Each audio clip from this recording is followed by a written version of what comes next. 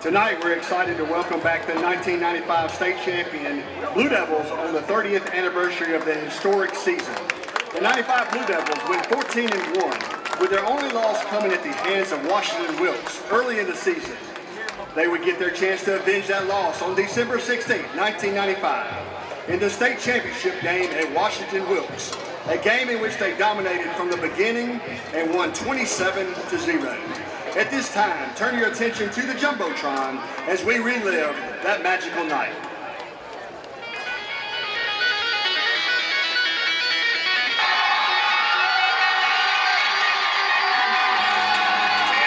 Short spinning kick going to be fielded at the 22, 25, 30, and knocked down hard, and the ball came loose. And the Tigers fall on it around the 33. Mr. White back split, and the give to Big Welbert, and we knocked him down. Big Wilder got about a half an inch. And Hughes and the give to Callaway, and they grab him in the backfield, number 60. Number 50, Martin Glaze, wrapped him up at the line of scrimmage with the field laid out north-south. Beautiful punt by Wiley, going to fly to the 20, roll down to the 10, and Elbert County will down and inside the 10 around the 8-yard line. Going to turn and give it to McWilder, and we knock him down around the 10.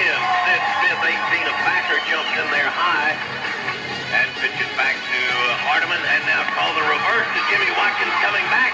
Jimmy Watkins at the 10. Watkins sidesteps the man at the goal line, and he's just a little bit short. Lance Davis in motion out of the left wing. Give it to Hardiman. Hardiman can touchdown Elbert County. The kick is up. Jared Mills, and the kick is good. Elbert County 7. Washington Wilkes nothing. Behind the ball, it'll be Nick Gumbel with a kickoff towards the left hash mark.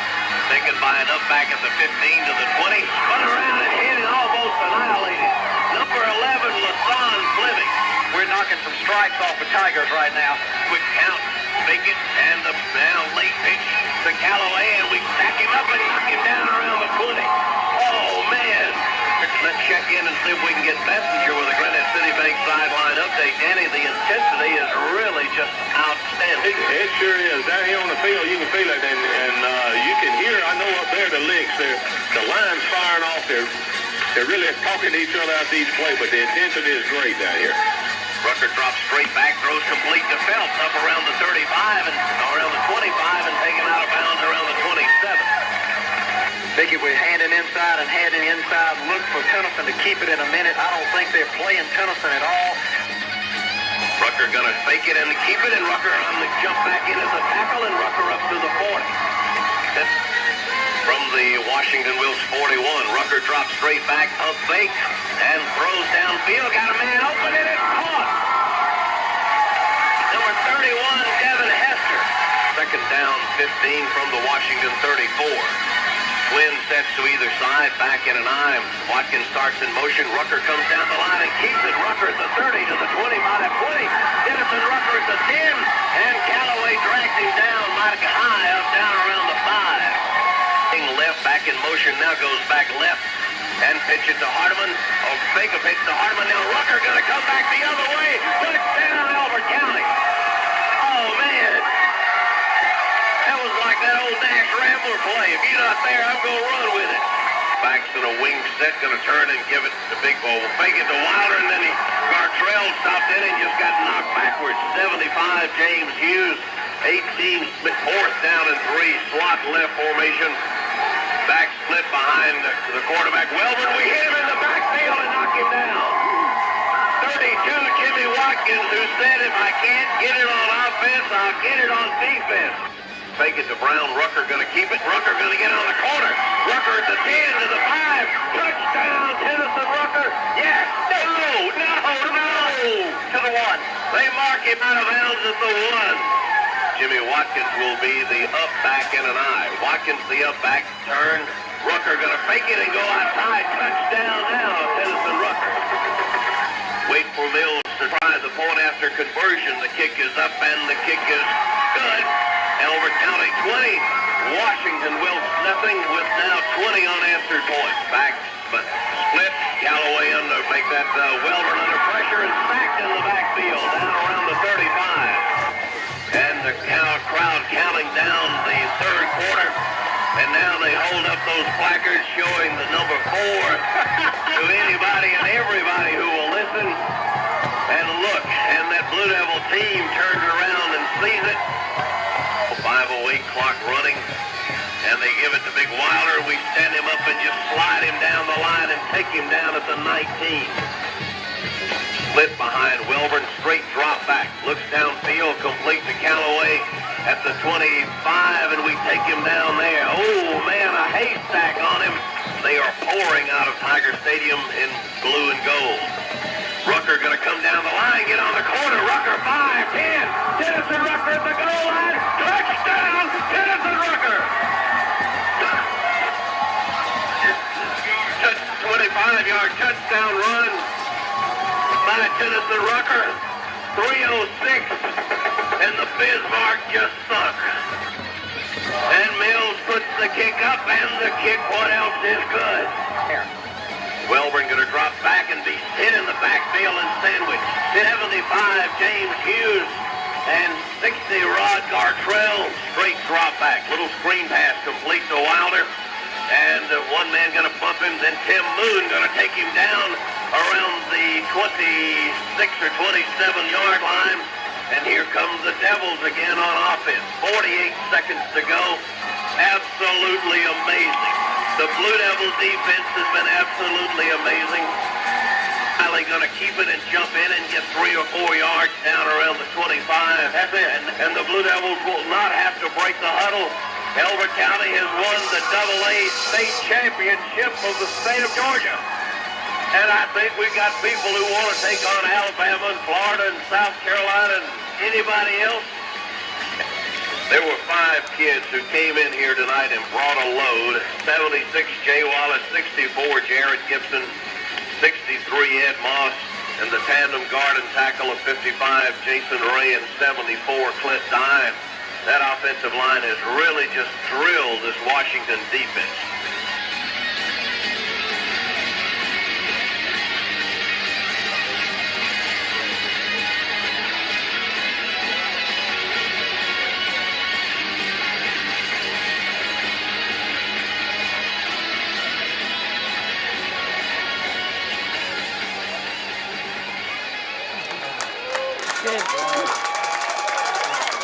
As you know, we lost Coach T on July 1st, 2025. Coach T was a head coach for 34 years and won 341 games and 2 state championships in his career. He served as head coach at Elbert County from 1990 to 1996 and won 75 games for the Blue Devils, including the 1995 state championship. More than winning football games, he helped to unite a community that will always have a special place in the heart of Elbert County. Representing Coach T are his wife Jane and his sons Tom and Rob. At this time, in honor of his 341 wins and in memory of a great man, please join us in a moment of silence for 34.1 seconds.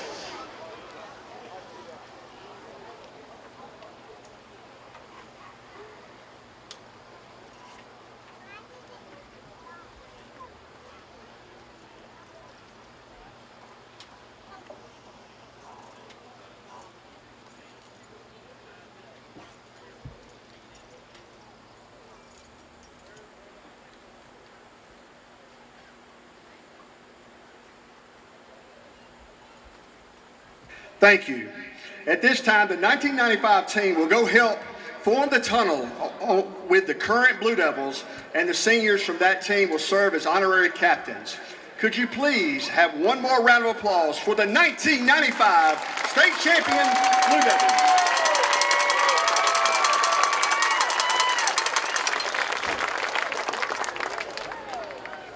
Number 2, split in, Marcus Allen. Number 3, defensive back, Reggie Davis. Number 4, split in, Patrick Blakely. Number 5, split in, a defensive back, Lance Davis. Number 6, quarterback, Tennyson Rucker. Number 7, Will Wiley. Number 8, linebacker, Tim Moon. Number 9, kicker, Jared Mills.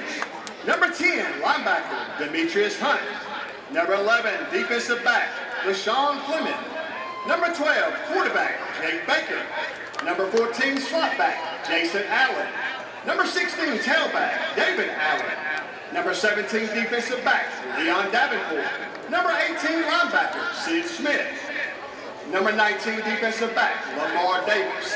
Number 21, tailback, Ken Hardman. Number 24, split end, Wesley Phelps. Number 27, tailback, Rod Baker. Number 31, wide receiver, linebacker, Devin Hester. Number 32, slot back, linebacker, Jimmy Watkins. Number 39, linebacker, David Simpson. Number 47, linebacker, Taven Huff. Number 49, defensive end, Shemaine Allen. Number 50, defensive line, Martin Glaze. Number 51, linebacker, Jake Hamilton. Number 52, linebacker, Justin Hughes. Number 53, defensive line, Scott Albertson. Number 54, linebacker, Clint Johnson. Number 55, line, Jason Ray. Number 56, line, Brandon King. Number 60, defensive line, Rod Gartrell. Number 61, offensive line, Roosevelt Grimes. Number 63, offensive line, Ed Moss. Number 64, offensive line, Jared Gibson. Number 65, offensive line, DeMarcus Bradley. Number 66, defensive line, Tywan Teasley. Number 67, offensive line, Tywan Hughes. Number 70, offensive line, Joey Martin. Number 71, offensive line, Terrence Burton. Number 73, offensive line, Tim Jones. Number 74, offensive line, Clint Dye. Number 75, offensive and defensive line, James Hughes. Number 76, offensive line, J.A. Wallace. Number 77, offensive line, Mike Ward. And number 78, linebacker, Lieutenant Sadler. Number 79, offensive and defensive line, Brian Montgomery. Number 80, split end, Walter Bowen. Number 81, defensive end, Greg Hughes. Number 82, split end, Jonathan Allen. Number 83, defensive back, Brent Scoggins. Number 84, split end, Lynn Johnson. Number 86, split end, Anthony Harper. Number 88, split end, Jimmy Blakely. Number 89, defensive end, Victor Teasley. Number 90, defensive line, Nick Umble. Number 91, defensive end, Shannon Sims. Number 92, linebacker, Demetrius Hunt. Number 94, defensive end, Chris Roper. Assistant coaches, Danny Daniel, Mark Fuller, Rick Higginbotham, Victor Ishmael, Randall Owens, Elliot Hoss, Alan Rosefield, Brady Sigler, Tommy Simmons, Marty Tate, and support, Sandy Campbell, Alan Cartledge, Jennifer Eaves, Greg Johnson, Meredith Miles, Terry Schultz, Bobby Moore, Mickey Palmer, Bob Lee, and Danny Bessinger. If everyone can join me in a round of applause for the 1995 State Champions!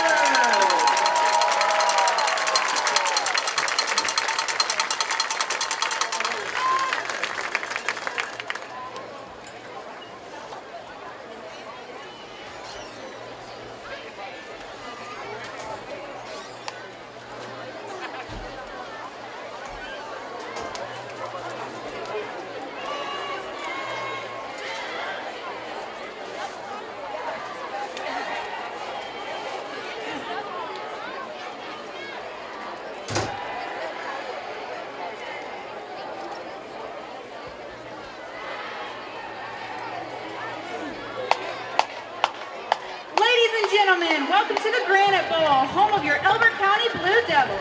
Now, please welcome for your pregame entertainment the Elbert County Blue Devil Marching Band.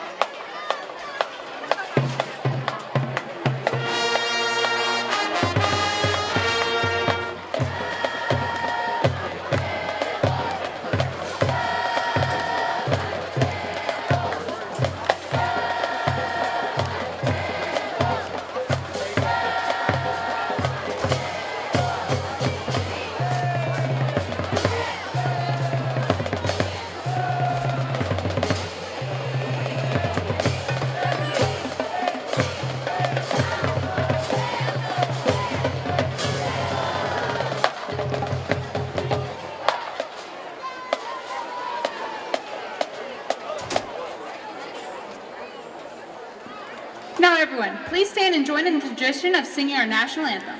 Tonight, the national anthem will be performed by the Blue Devil Band under the direction of Mr. Corey Hobson. The colors are being presented by members of the JROTC Blue Devil Battalion Color Guard under the command of Cadet Major Colton Mabry.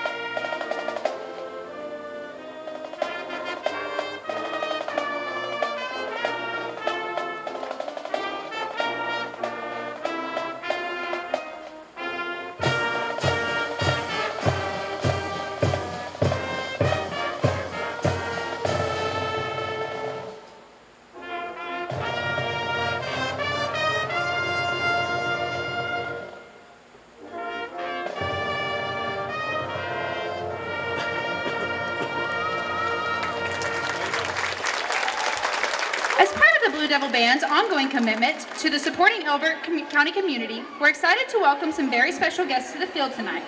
Please join us in giving a warm Blue Devil welcome to L3 Baton. L3 Baton trains twirlers from ages 2 all the way through college, and we're proud to say our program has produced athletes who now twirl at the collegiate level. One alumni is twirling at Clemson University, and 2 more at the University of Georgia. These young athletes are thrilled to be performing for you tonight to the classic hit, Devil with a Blue Dress.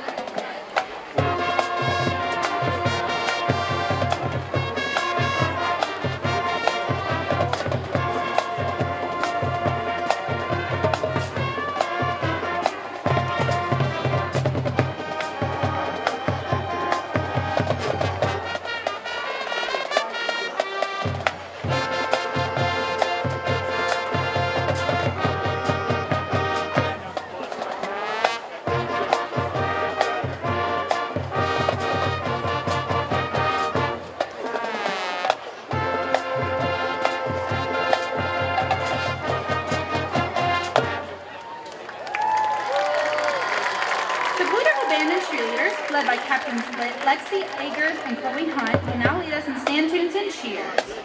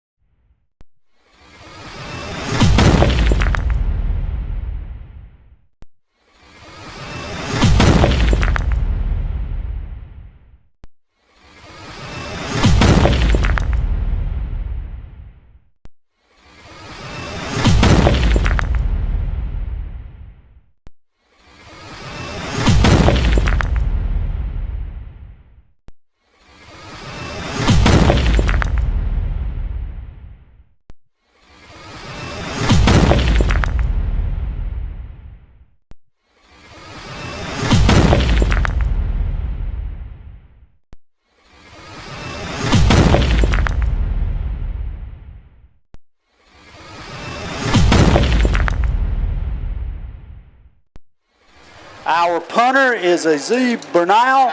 Our kickoff man is the same. Our place kicker, Harrison Matthews. Punt snapper, Jackson Black. Place kick snapper, Braden Line. Holder, Jackson Black. Punt returner, Jose Rodriguez. Kick returner, DK Wynn and Jose Rodriguez. For the Blue Devils on defense, at DN, Bryson Hughes, Mikael Allen. At defensive tackle, Caden Montgomery. And at defensive end, Chance.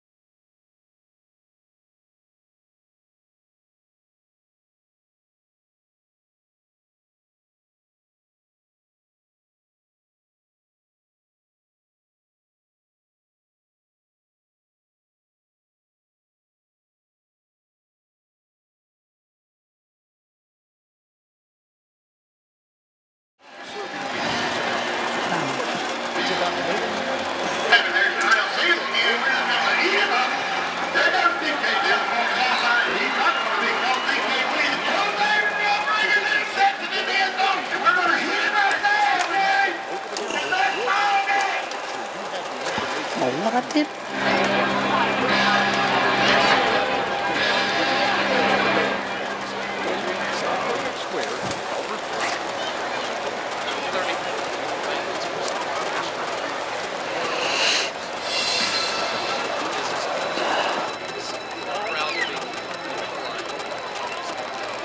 Pinnacle Bank is a proud supporter of all Blue Devils players.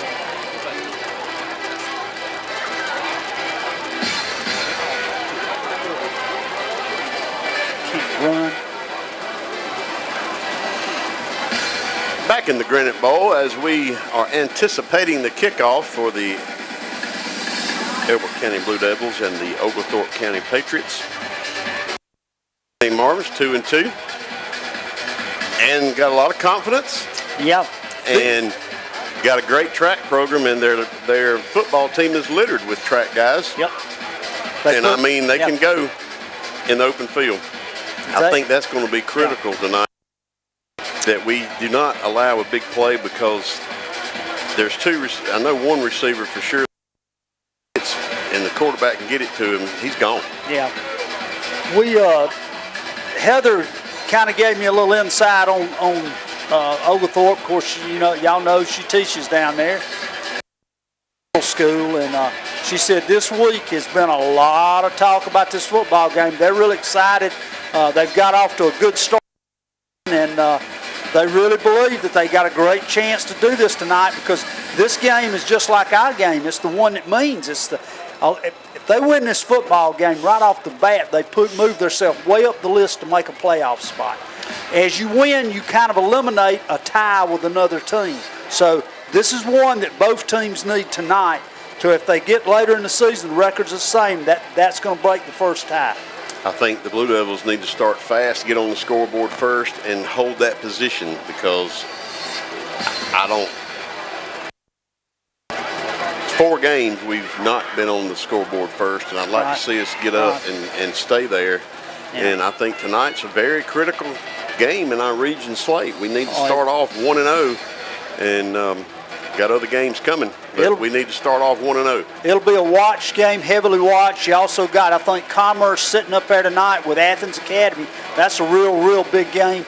But Elbert County going to play without 2 defensive, two linemen, one on offense, one on defense, and that's tough, because we don't have a lot of those. And what we got to do is hope the next guy up can come in and play the game of his life, show coach you need to be playing. Yeah, Nikhil Burton and Jarrell Sims aren't going, and those are big kids that we really need. Those are the ones that hold it down on each side of the football. So next man up, and we will see how they perform. But they've been practicing all week, so I'm sure the coaches has got them ready. Captains have made it to midfield. And now it looks like some of our 95 state championship teams going to walk out with our captains. That's pretty neat. And speaking of that, I watched number 10, DJ Fortson, out there with that knee brace on. It's just totally heartbreaking for him to work so hard to come back, and he had another knee injury. And I love that kid, and all the best. He's coaching them up, he said, on the sideline. He's just a great kid. He met me and Marvin on the way to coach the show and hugged us both, and you could see how disappointed and sad he was, but now he's got another job. Yep. As the captains shake hands and introduce each other, as the white hat is about to get the coin to toss. You know, I always miss Danny letting us have a little information about the officials. He always kind of knew them, and they for sure knew him. And sure do miss that. But yeah, miss Danny more than anything. Just to get to hear what they say, because every white hat had a different monologue they used, and we don't get to hear that anymore. No. So he is showing the coin to both sides. Beautiful night. The temperature has slowly fell, so it won't be near as bad as it was at 3 o'clock this afternoon. So it looks like Elbert County won the toss, and they'll defer to the second half. So the first part of the game has went our way, so we win the toss. Let's see which way we will be. So Oglethorpe will be kicking from College Avenue to Church Street. And that was your Ward's Pharmacy coin toss. The clock says 1 minute and 8 seconds to kickoff. We'll take a 1-minute break and be back with the first region game of the 2025 season. Elbert County and Oglethorpe coming up next. You're listening to Blue Devil Football on 105.3 WSGC.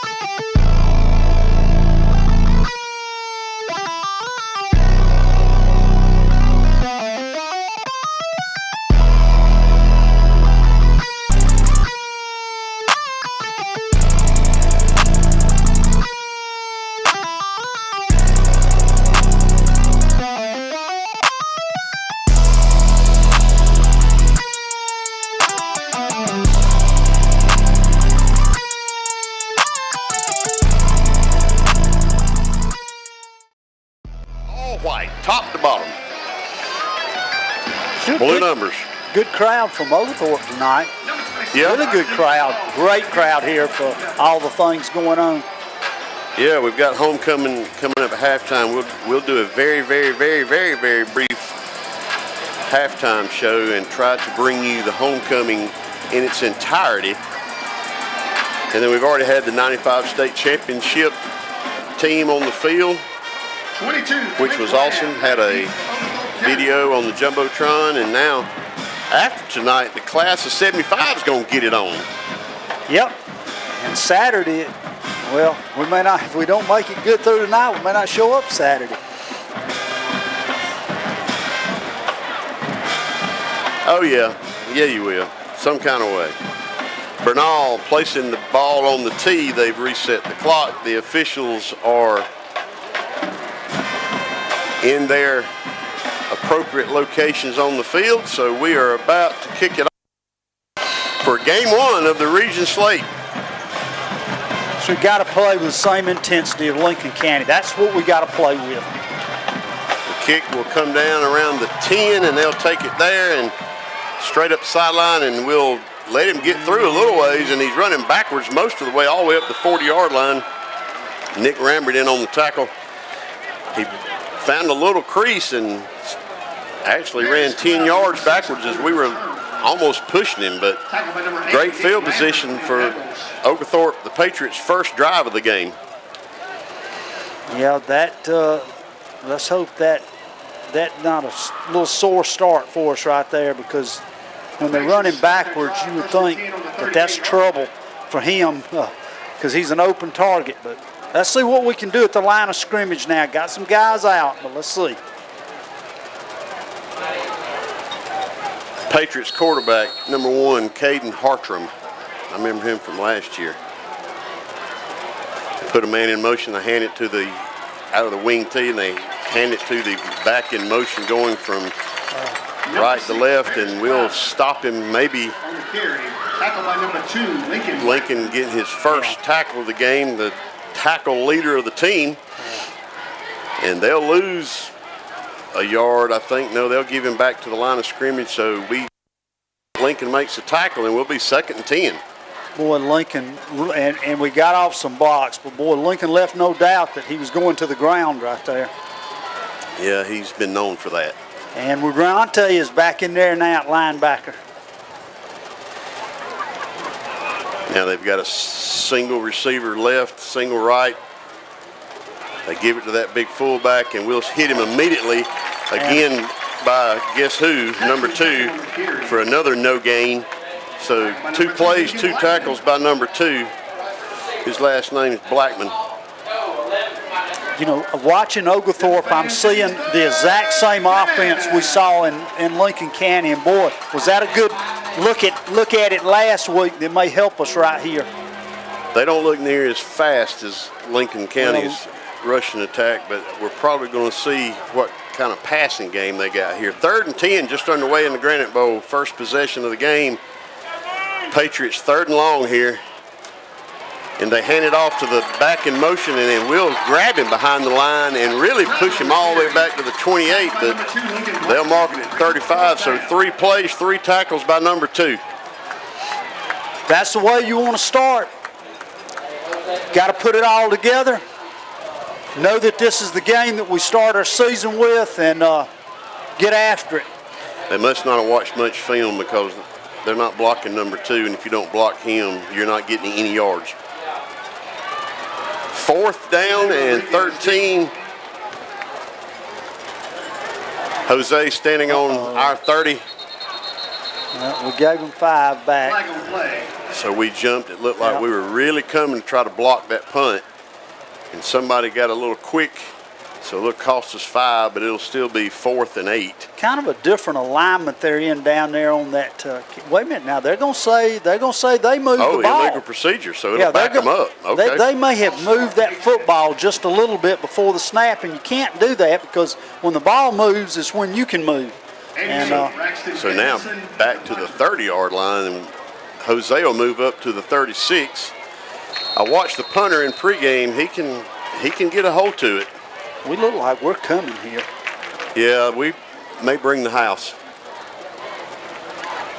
And we almost get in there, and now we run over the kicker, but they're not going to throw a flag because Caden tried to keep him from falling, and Jose takes the fair catch at the 35. So good play by the head official there. Caden stopped and actually hugged the kicker to keep him from falling, and that probably saved the day for a penalty. He was selling that pretty good right there, and like you said, that was a really good job by the official. You can tell when they run through the guy and when they pull up. ELBERT County, we need to get going and early, and we need that offensive line. And something I noticed right off the bat is Riante is in the backfield. Early 3 and out for Bill Daughtry. Matter of fact, there's your different formation right there. So we've got Riante behind Brody, a kind of offset to the left, and Lincoln and another back in front of them, and they're going to give it to Riante, and he's got a little hole, and they're still trying to bring him down, and he's still running, crosses the 40. He'll pick up 4 yards. I've got to figure out who the other up back was playing. We had 3 backs in the backfield, trying to get us a little more blocking, see if we can have a running game tonight, and 4 yards on first down, we'll take it. Real interesting formation right there. Haven't seen that, and we see it again. And I don't know I've seen this before we got anywhere. DK back there. Now we're going to give DK a little speed sweep, and we're going to get a penalty, I think, on Jose. The DK makes it to midfield before they knock his feet out. But I think they're going to call Jose for holding. Boy, that's something we've got to. Goodness, we got to eliminate that. After a 10-yard Just do. pickup. So holding on Elbert County. So now we'll be 2nd and 15. Yeah, we got a first down there, moving ball at midfield, and now we start 2nd down behind the chain, 6 yards. That's so we got DK Wynn, Riante, Lincoln, and Brody all in the backfield. Now we got Lincoln behind the quarterback, and we give it to him straight up the middle, and he runs over one guy and all the way up to the 35-yard line. We'll say the 36, so a pickup of 6. We got the penalty yards back. Now it's going to be 3rd and 10. Now Lincoln's coming off the field limping a little bit.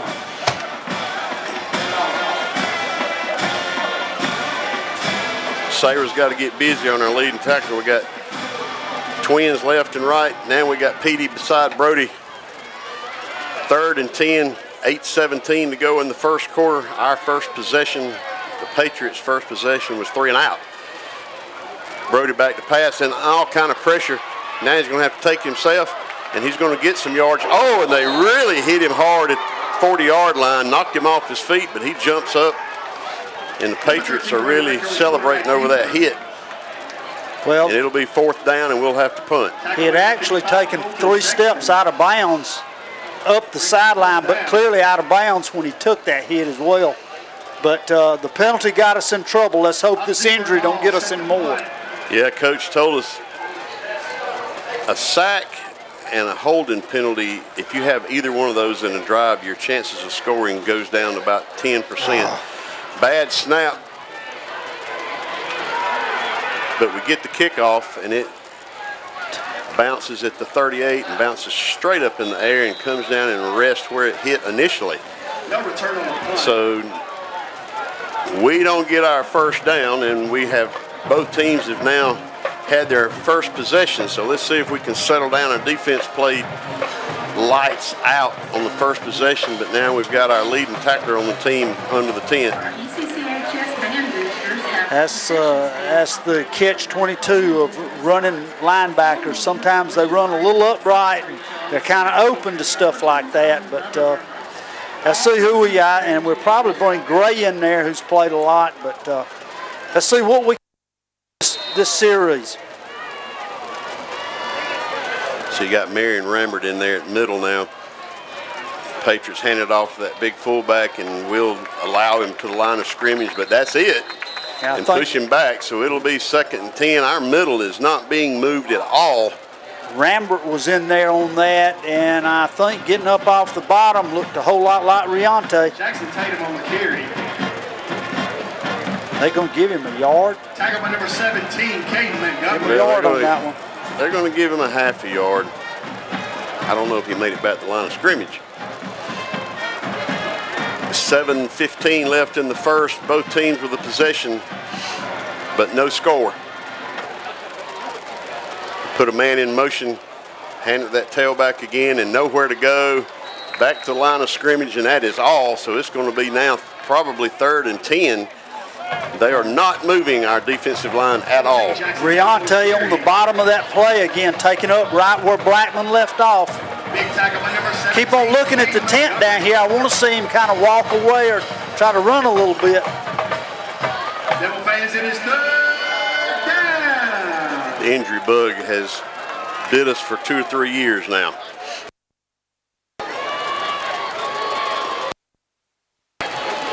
All right, 3rd and 9, they say. They put a man in motion. They hand it to the running back. We'll give him 2 or 3 yards, and then we dogpile him or devil pile him at 2. So it'll be a short gain, and they'll have to punt again. Tatum on the carry. Good job by the interior of that line. I think Yeah, they're not moving our interior linemen. Chance Ottister was in there. Good job by him, and You know, also when they don't move our interior, that's when the linebackers can do. yeah, they do their jobs. And I do see our linebacker walking up and down the sideline, but he's off for ginger right now. You know, there's just a few players you always know on a team you just can't leave off that field, and he's one of them. Jose standing on our 25.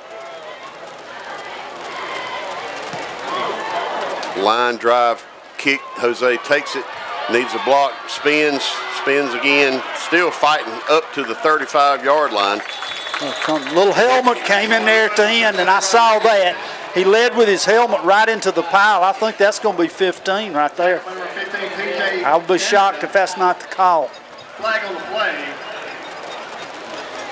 Yeah, he led with his helmet. So we're going to have a personal foul here, as the back judge was just showing with his arm how he came flying in there leading with his helmet. So yeah, and the tough thing for that, and I'm not picking on the kid, I'm just saying they had him down.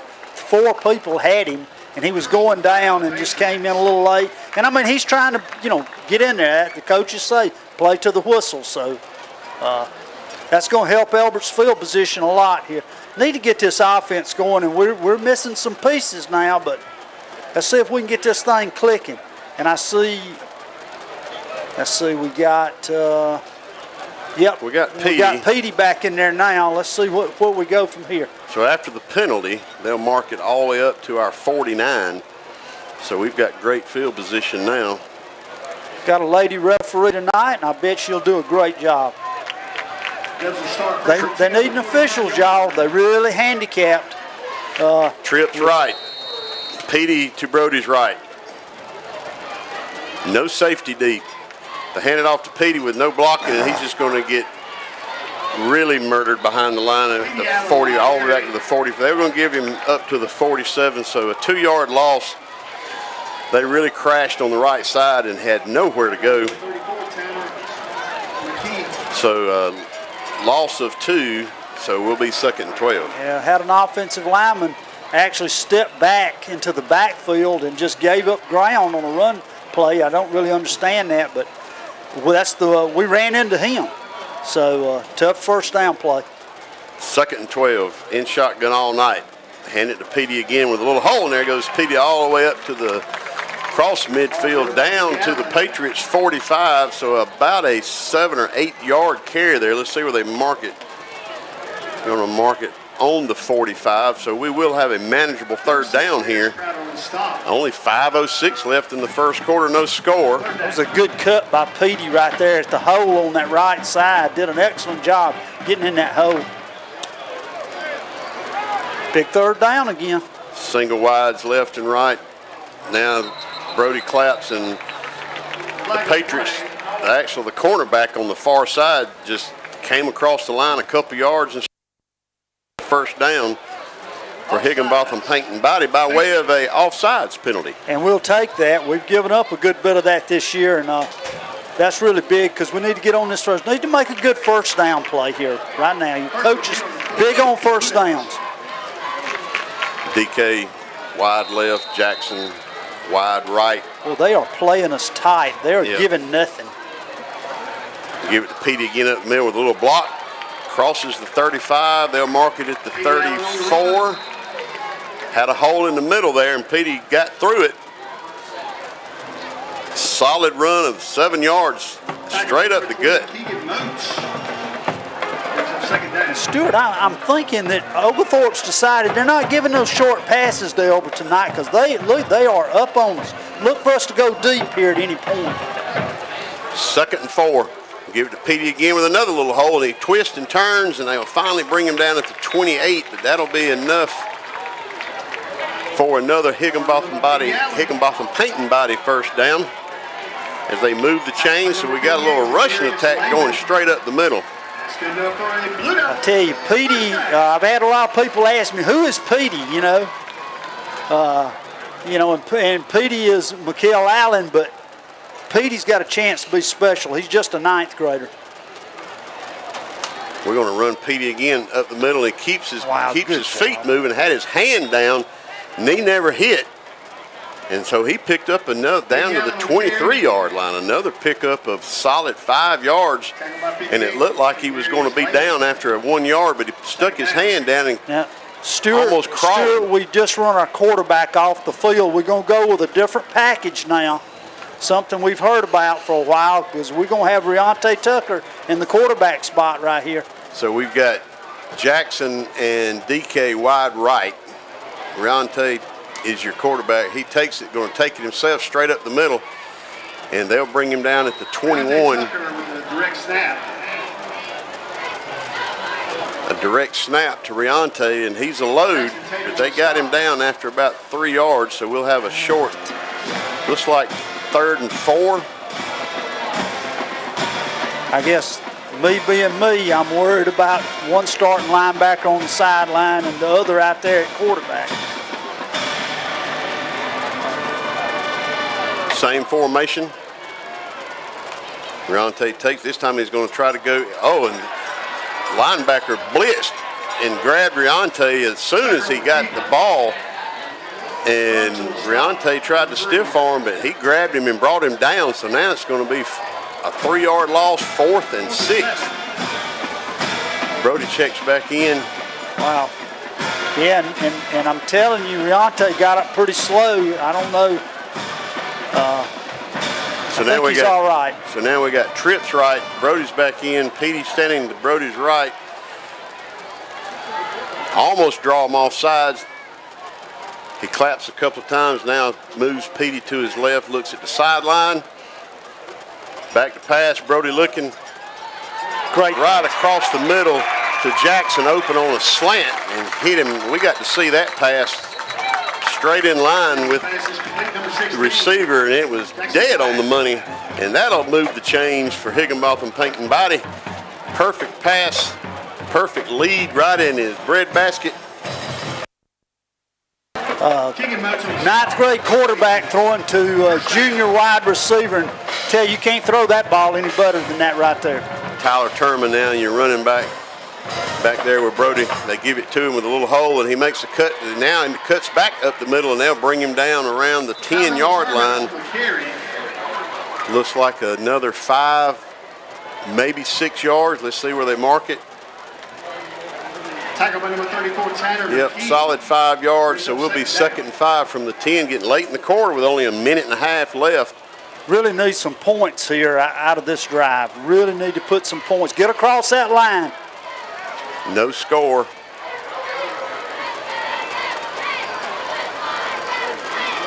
We give it to Tyler again. He gets caught from behind from the defensive end position. Terminal carry. So another couple yard loss there. Now it's 3rd, and if we can stop the negative yardage plays, yep. It should be 3rd and 2. Instead, it's 3rd and 7.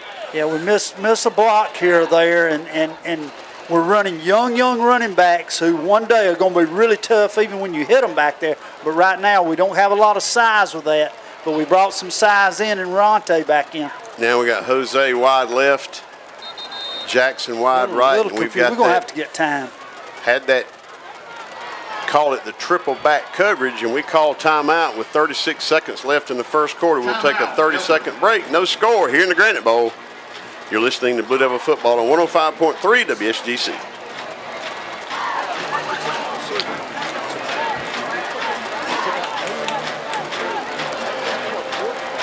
I don't like Riante or Lincoln running the football.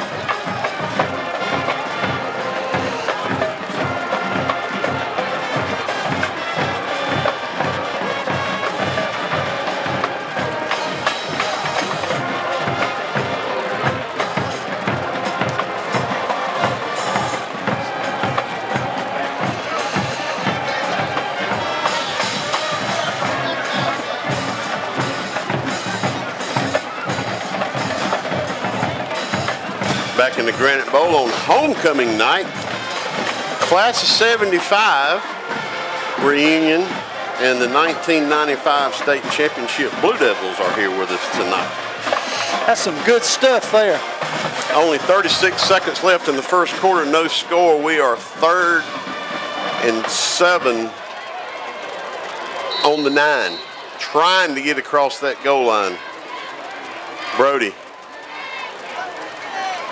looks. Now he throws it in the corner, complete. And we're trying to climb our way in across the goal line, and they'll say we did not get in. Wow. But Jackson made a great catch. He come back, twisted, spun, and tried to get in there, but they held him out, but they'll place it.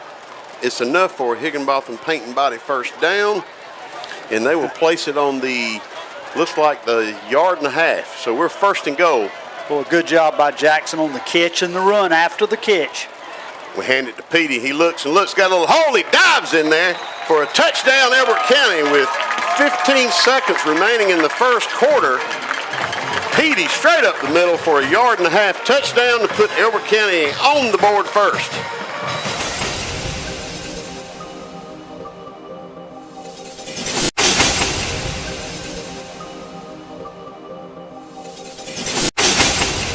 Trying to run the ball a little bit here tonight, but we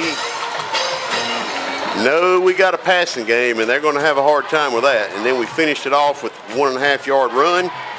Now for the PAT, it's up and good. So it's 15 seconds. Elbert County, the Patriots of Oglethorpe. And we really haven't given up any yardage to Oglethorpe. Maybe, I'm going to say they've got maybe at the most 5. Yeah, and one thing I really like, especially at the line, we're missing some linemen, and we may be down a linebacker as well right now. But great job blocking on the interior line for Elbert County. The whole drive, we really running the ball. They are up on our.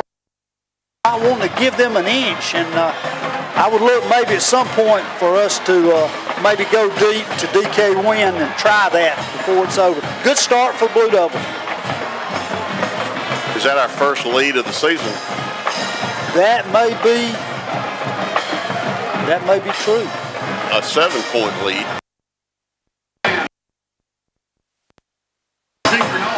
Comes at a good time when our first region game.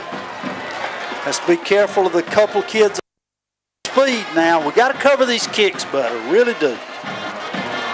We'll be kicking from Church Street to College Avenue. And this very well may be the last play of the first quarter after the kickoff. Bernal to kick.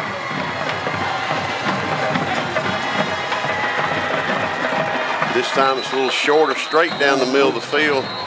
Didn't help our cause there. And we got our, I think we had somebody leave a little too soon. So we'll be offsides on the kickoff and move it back to the 35. Yeah, Marv's over here wanting us to get downfield and cover that kick, and I think somebody may have said the same thing to him. We got a little jump that time. So we'll have to re-kick after the 5-yard penalty. They have retaped Lincoln's ankle down there for 2 times, and I've been watching that pretty close, and I tell you, he wants back out there right now, but let's see. Let's hope that even if it is a situation we keep him out, let's hope it doesn't affect next week. He's trying to stand now. I'm watching him, and a little tough.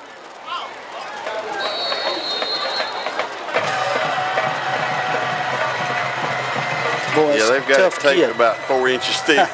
That's a tough kid right there, too. This time we kick a low line drive, and it bounces, and he picks it up at the 20. Down the sideline he comes, and we'll run him out at the 37. Yeah, pretty good speed right there. He got up the field pretty quick. Oglethorpe going to start with a really good field position again. Yeah, that's Paris Crowder. He's one of their, he's a junior running back and cornerback, and he's one of those that's got that speed. If you get him in the open field, you got trouble. I'm looking out there right now trying to see our linebackers, who we've got out there, Stuart, just to Gray's out there. We got Marion Rambert. Rambert, yeah. Destin Gray and Riante. Okay.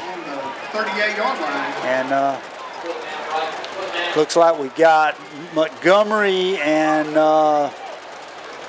Bryson Hughes out there in that line of defensive line. So, 9 seconds left in the first quarter. This will be the last play of the first quarter. They're Patriots trailing 7-0 now. In pistol, they put a man in motion. Quarterback gives it to that running back, and we'll hit him immediately after about a 1.5 yard gain. Hit hard by Destin and Riante. We'll give them 2, 2nd and 8, and that's the end of your first quarter. With your score, Elbert County 7, Oglethorpe 0. We'll be back after this 1-minute break with second quarter action. You're listening to Blue Devil Football on 105 SGC.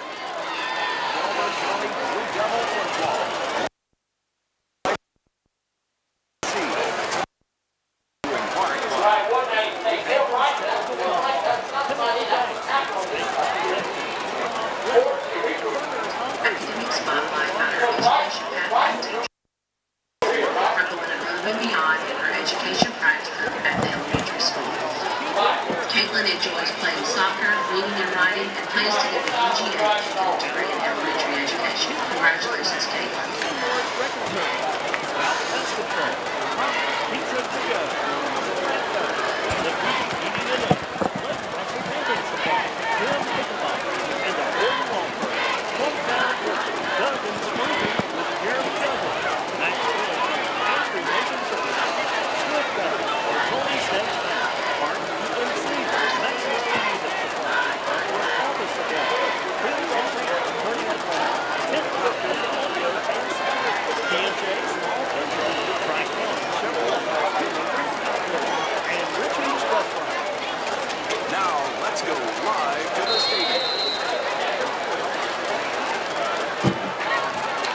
Oglethorpe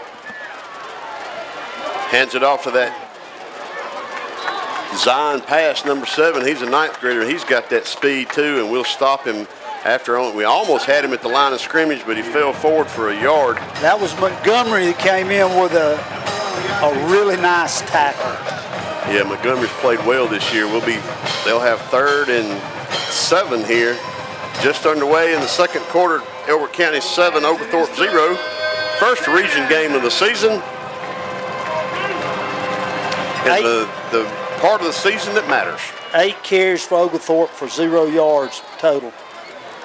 They've got split backs in the back, almost a pistol with a one to the right, and they give it to number 7, and he's got a little open field, and he's making his way close to the first down marker. Let's see if he made it or not. Well, he showed a little burst right there now. I'm telling you, he really showed a burst.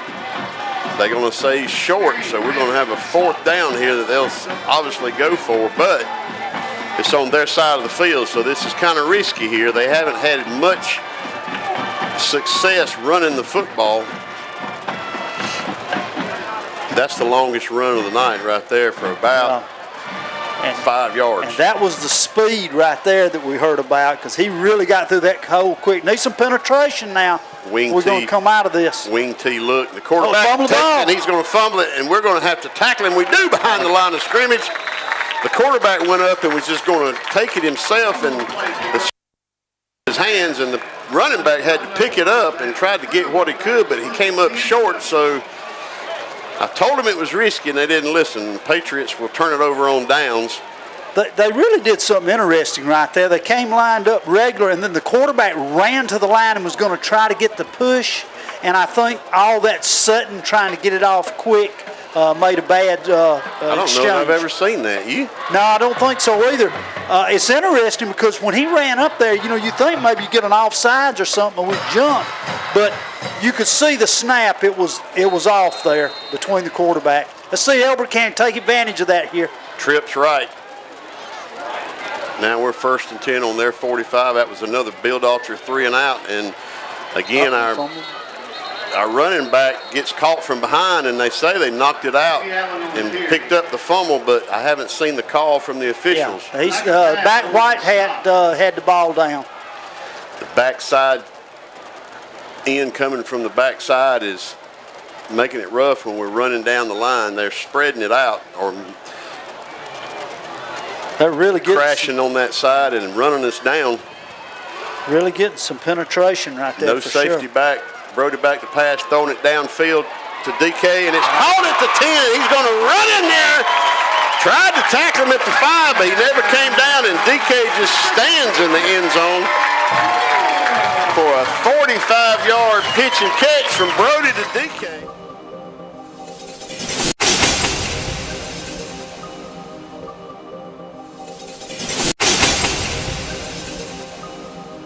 Stride. Nothing the cornerback could do, and he tried to tackle him at the 5, but DK had no part of that. So with 9:50 to go in the second quarter, Devils up 13-0.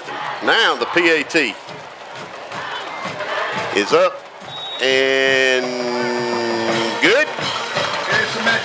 So 9:50 after a 45-yard touchdown pass from Brody Baker to DK Wynn. Now it's 14-0. There's the catch-22 about taking away the short passing game. Then you're man-to-man, and we felt like at the start of the season there was very few people could line up on DK and stop him from running by him. And that's exactly what happened. So now we've got a 14-point lead. After a little slow start for both teams, one team's come alive here and scored 14 points in the last 15 minutes of play, clock play. We've got our starting linebacker out. We're still watching him. Don't know if he's going to make it back in. Lincoln was running the ball, and I don't know if he got stepped on. I couldn't really tell. I watched him. May have twisted his ankle, and he's down there working it, but he hadn't made it back in. We're already down a lineman and on the defensive side of the ball, and an offensive lineman as well. So we've got 3 starters out. And we just got Riante back. Yeah, sometimes you have those years, and let's hope that we need that to stop. Most single-A teams can't survive that. Kick comes down at the 5. Both guys went after it, and they had to go back and get it. Both guys looked at each other and thought the other one was going to catch it at the 6, and nobody caught it, and it stopped at the 2, and he had to go back and pick it up off the turf, and we'll knock him down at the 20.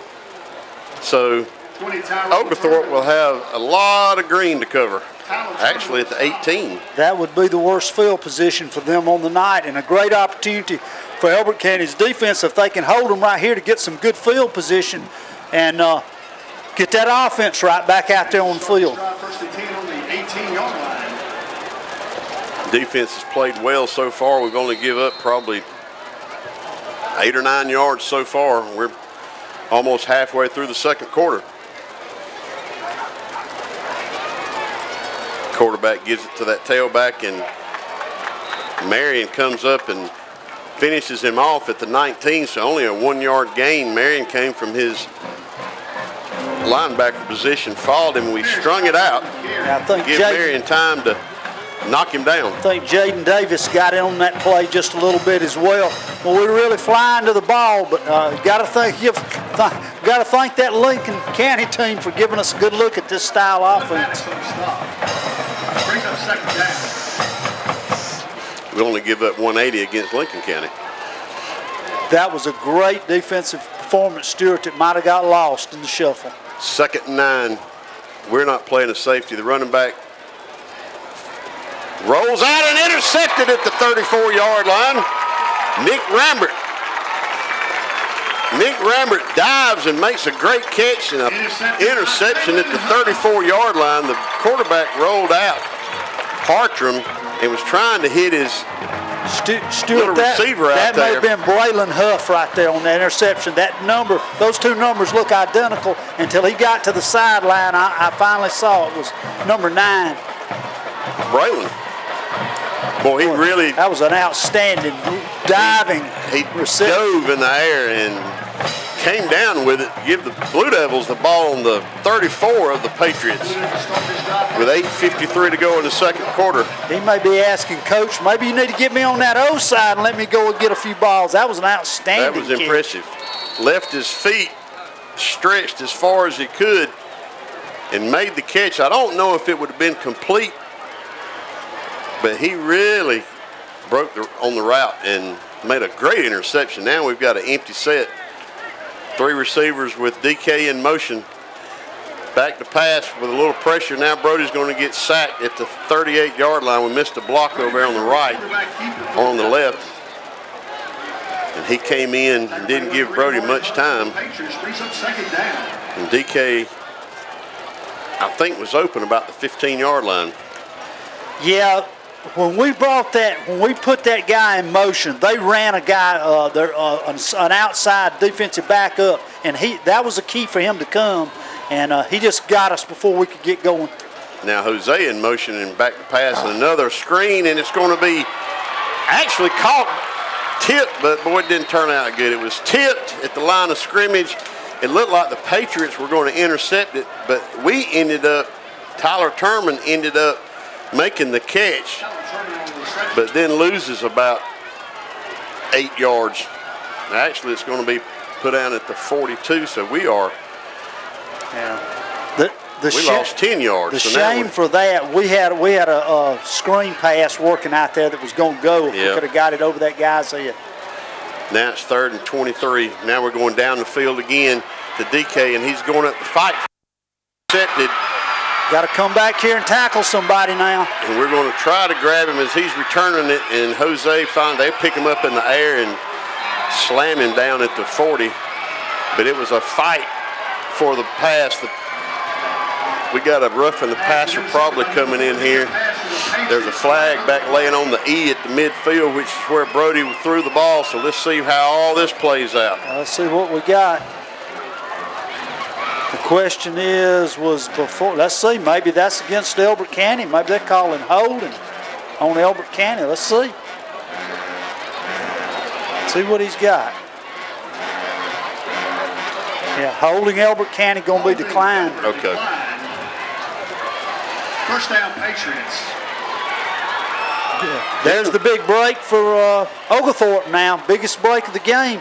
If they could put a drive together here in the last 7 minutes, they could get back in this thing. Ball didn't come out of Brody's hand just exactly right because it didn't have a pretty spiral like he normally throws, and it didn't go as far as it needed to, which is the reason it was intercepted. Now Oglethorpe's got it, and the quarterback's going to try to run it, and he'll pick up a yard.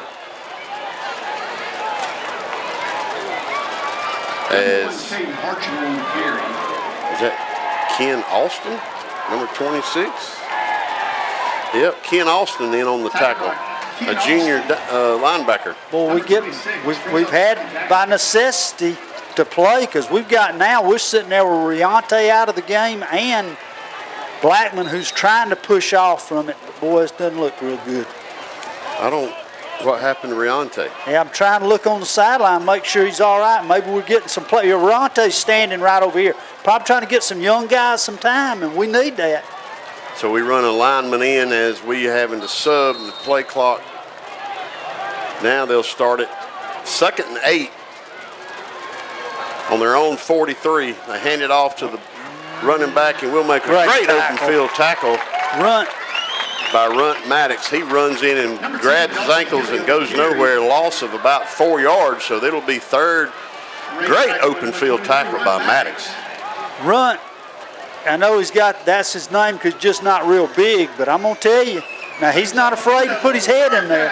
He did last week against those Lincoln County kids, I can tell you. 3rd and 12. 6 minutes and 15 seconds left in the second quarter. Elbert County 14, Oglethorpe 0.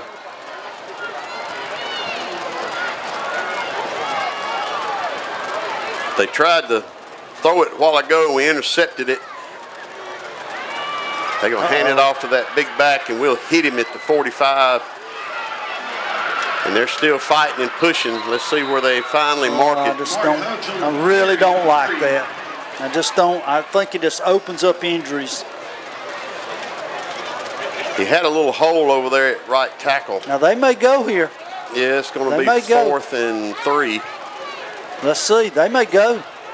They went for it a while ago in the exact same position at the 48, and we stopped them. And they turned it over on downs for 3 and out for Bill Doctor. Let's see if we can get another one. This is a pretty big play for our defensive football team right here. We want to get that ball back, but now one drive puts him back into a 1-touchdown game. Quarterback goes under center. Hartram. That's going to be a delay of game.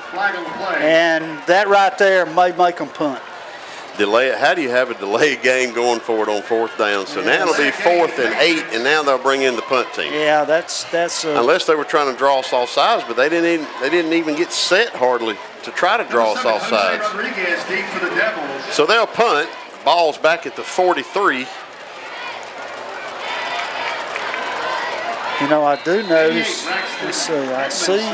Okay. No. I was trying to locate Riante again. Okay, we need a good return right here. We might block one of these yet before this game's over. We gotten pretty close. I don't know if we're trying to get it, but here we come. Punt is low line drive. Jose takes it at the 25, makes one man miss, spins, and they'll bring him down at the 36-yard line and almost hit a helmet.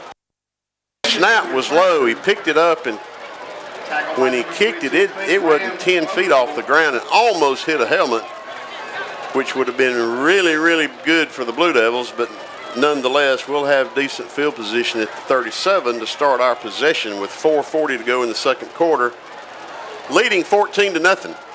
We've had a long pass DK and had a 5, and we had a 1.5-yard run by Petey straight up the middle. I can guarantee you this.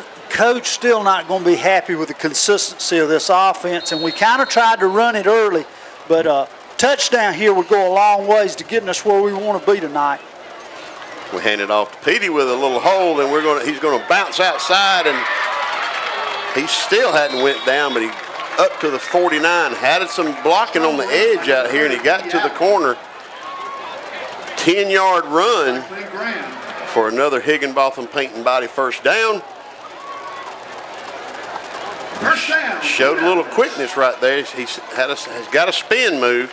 Made the first tackler miss, and that's key. He made the first one miss. 6 carries, 32 yards for Petey tonight. Ball on the 49, our own 49. Brody takes it, gives it to Petey again with another little block, and he's going to down to the 45, 44, another 6-yard, 5-yard pickup. Good blocking out here on the right side. That's Nazir Shoemaker. Freshman.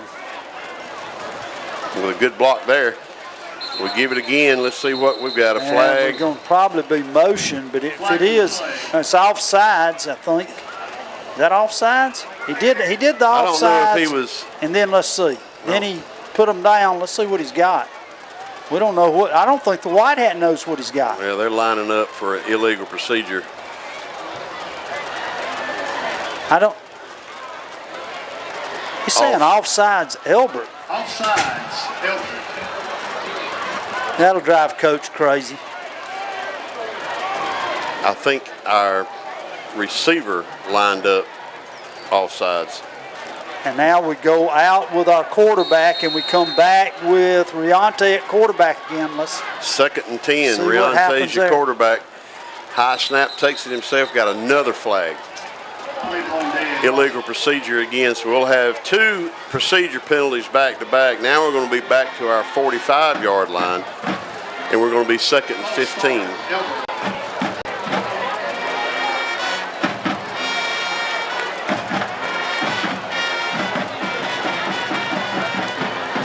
Trying to go with some new stuff tonight, and it's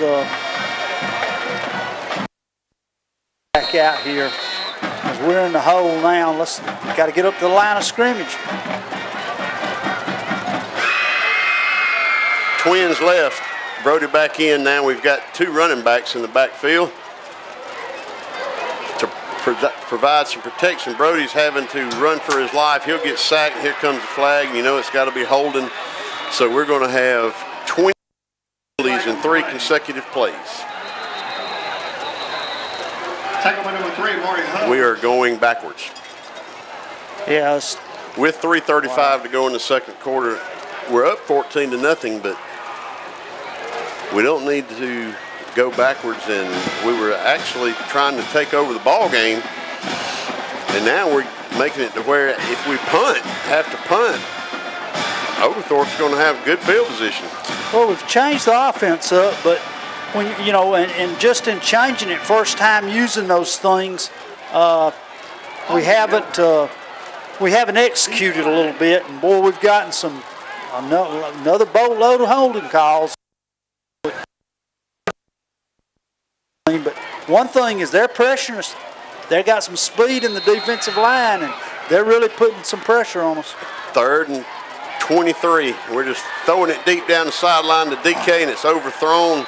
He was double covered, incomplete, so it'll be time to punt, and we're probably going to give Oglethorpe really good field position, probably somewhere around their 40. And they've got 3 minutes and 27 seconds to try to put some points. And another thing we've got going, Stuart, is we're giving a chance for these kids with some speed to score points other than in the offense. You play fantastic defense, but you can't let a kid come out here and run one 60 yards. Bernal to kick from his 20 off the side of his foot, and it's going to bounce for Elbert County, but it's going to be right at the 41. Lucky on our bounce there. That thing could have bounced straight out of bounds at the 50-yard line. Yeah, we had another low snap then. He had to dig it out of the grass again. So 3:17 to go. Oglethorpe, after the punt, will have it on their own 41. So let's see if our defense that just came off the field. The penalties are taking away our field position and taking away our ability to drive. We got to clean that up a little bit, because that's the thing going to get you beat there in a game with another high-scoring offense. Well, it drains all the momentum too, and we had it all. And boy, we are up on the line of scrimmage now, and we are tight, and I mean really tight. In pistol, but in a 3-point stance, and we'll hit him after he gets a yard maybe. Marion Rambert came in there and got low and submarined him. Good defensive recognition then on that play by Elbert County. Jackson Tatum, running back, junior, he's a pretty good size kid there. Load to bring down, but we hit him low, and well, they give him no gain. 15 carries, net yard, 2 yards for the Patriots. 2nd and 10. Clock running 2:45, 2:44. We got a 14-point lead. Trying to keep the Patriots from scoring any here late in the first half. And we got all kind of pressure on the quarterback. We got held pretty good by the quarterback. They got a guy wide open. Incomplete, and the quarterback got hammered. Tough break for Elbert County on that. I think what happened then is that they went back across field, got in the way of the white hat there, because Elbert County had a guy completely pulled down by his jersey. But there's no way he could see that call from where he was at. Michael Allen really, after he let go of the football, the quarterback got nailed. It was punishment. He got up slow, overthrew about 6 or 7 yards. Now it'll be 3rd and 10. Big defensive play for Elbert County. We've got 2 minutes. We got a shot at getting maybe the ball back, but let's make sure we stop them on this play and stuff it out. We get the ball to start the second half. One receiver wide right, one left, but close in to the short field. Quarterback hands it off to that running back, and we'll hit him at the 45, or it'll be 4th down and about 6 or 7.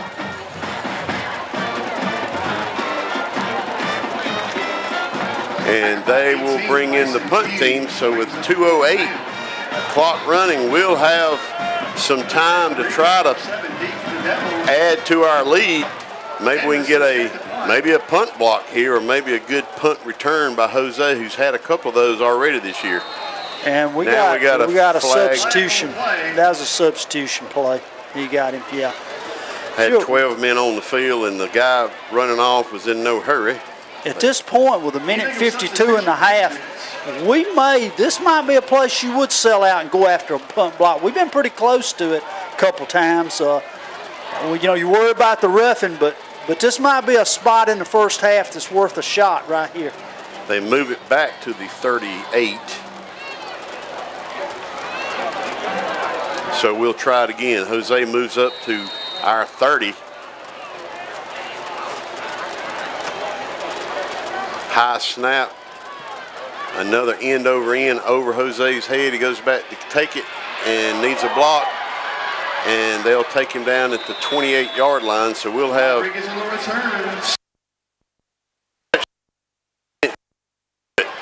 Well, Jose does a fantastic job of making that first guy miss him.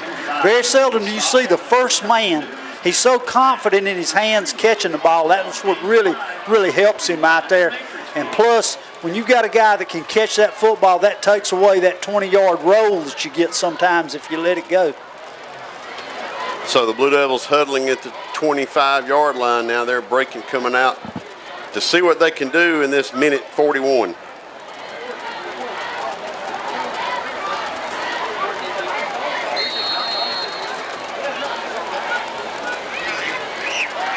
Brody in shotgun. Twins left, twins right. And got to call that. Offsides. And they jump off sides. We'll take 5 of that up to the 32. Offsides, Patriots. And did not cost us a dime on the clock.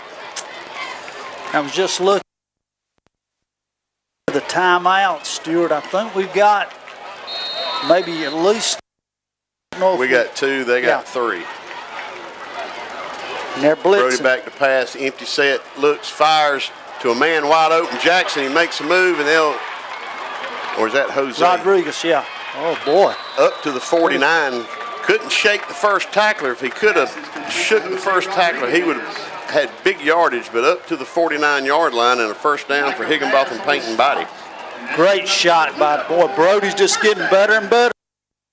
They gave him a little time there where he could survey the field, and Jose broke open and hit him immediately. Now they've got 2 safeties back. 1st and 10. Back to pass, empty. Fires over the middle, complete to Jose again, and he tries to hurdle and does, and picks up a couple more yards down to the 26-yard line, and we got a Patriot down on the field. He actually hurdled a guy. Or 2 of them, maybe. You've seen that on TV, but it's going to be we'll take an injury timeout for PJ Therapy and Brad Lavender with only a minute and 11 seconds remaining in the first half, and we're leading 14-0. We'll take a 1-minute break. You're listening to Blue Devil Football on 105.3 WSGC. It's 19:30.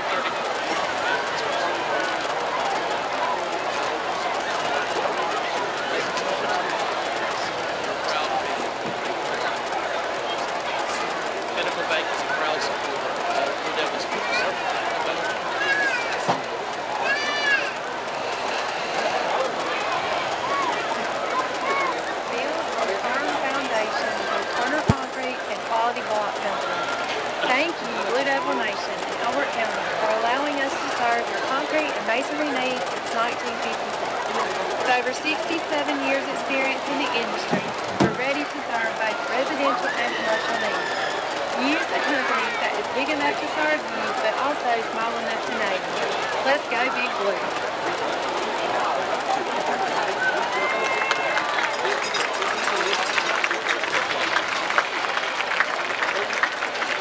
Back in the P&J Small Engine press box as they are assisting the injured Patriot off the field. Minute 11 left in the second quarter with Elbert County leading 14-0, and now they're driving by Brody's arm. Well, he is throwing dimes. He is great call, Stu. He is exactly, and he's got change to go when he throws those out there. I promise you, that's some outstanding. Good job by the receivers catching too. 1st and 10 from the 27 of the Patriots. We've got trips right. They put Jackson Black in motion. Wheel route. Wheel route. Black was in motion and he never stopped. Went up the sideline, and I think the ball was wet. He was open. If Brody could have threw it where he wanted to, it was going to be an easy touchdown inside the goal line, and almost like the ball's wet. Yeah, it looked like it slipped out of his hand because at the very last second, you just didn't have the pop he had. That was a nice-looking play. Now, their defensive guy made a nice play to hang around over there. Now it's 2nd and 10, 59 seconds. Back to pass, looking. Brody's going to have to run it himself, and does, and he'll get out of bounds at the 17-yard line. A pickup. Let's see where they mark it. It'll be really close to a first down. Marking it at the 17, that should be enough to move the chains. That was probably the first time in his long career we're hoping he's got that he really saw something and looked much faster and then did exactly what he's supposed to do, get out of bounds and stop the clock. If he can do that, he's going to be a real factor for us down the road. Now let's see, what do we have here now? Oh, they're going to measure. Okay. Yeah, that was a great job. He almost made a little short pass, but what he did is he ran around Petey, and Petey got a block for him on the backside, and he really got stretched out then. That was a little faster than we've seen. Well, he got out of bounds and didn't take a hit. Absolutely, and he got that clock stopped to save a timeout. Good overall. Tell you what, he plays way above his age right now. Had a guy this week from another county say, that young quarterback y'all got doesn't look like a kid in the 9th grade to me. Well, you're only a freshman until after the first game. Exactly. He's halfway to his sophomore year now. So we got the first down by half a football.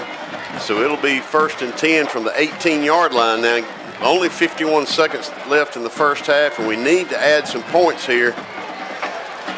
21's a lot better than 14. This would be tough, and we get the ball to start the second half, and that's a deflating thing for that other sideline over there. So we've got Petey in the backfield with Brody. Jackson Black wide right, DK wide left. We give it to Petey up the middle with a little block and a face mask. I thought it was a face mask. I saw Petey's head turn. Let's see if they call holding right there. Unbelievable. Unbelievable. Another hold. Another hold. I think that's up to 4 or 5. Got to get better at that. That's devastating drives for us right there. And that was a first down play as well. Yeah, down at the 18-yard line, then we get a holding call. Now we're going to be back at the 28. It's just tough to overcome. On first down. But I saw Petey's face, his helmet jerk like somebody grabbed it. I don't think he was looking backwards. We take the snap, a lot of pressure. Brody's going to have to run it himself, and he don't see the guy on the backside, and he really takes a lick at the 22-yard line, but jumps up, and they're celebrating the hit. Boy, I'm going to tell you what, Coach was really upset about something now, and I mean really upset. So Elbert County takes the timeout with 25 seconds left because we were down at the 18-yard line. We'll take a 30-second break and be back with the final plays of the first half. You're listening to Blue Devil Football on 105.3 WSGC.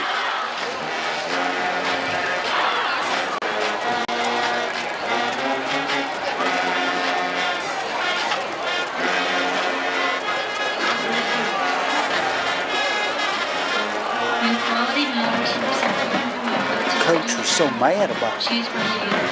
A soon-to-be fourth-generation home business with over 40 years of experience. When quality matters, give my daddy Jason Roy a call. Go Blue.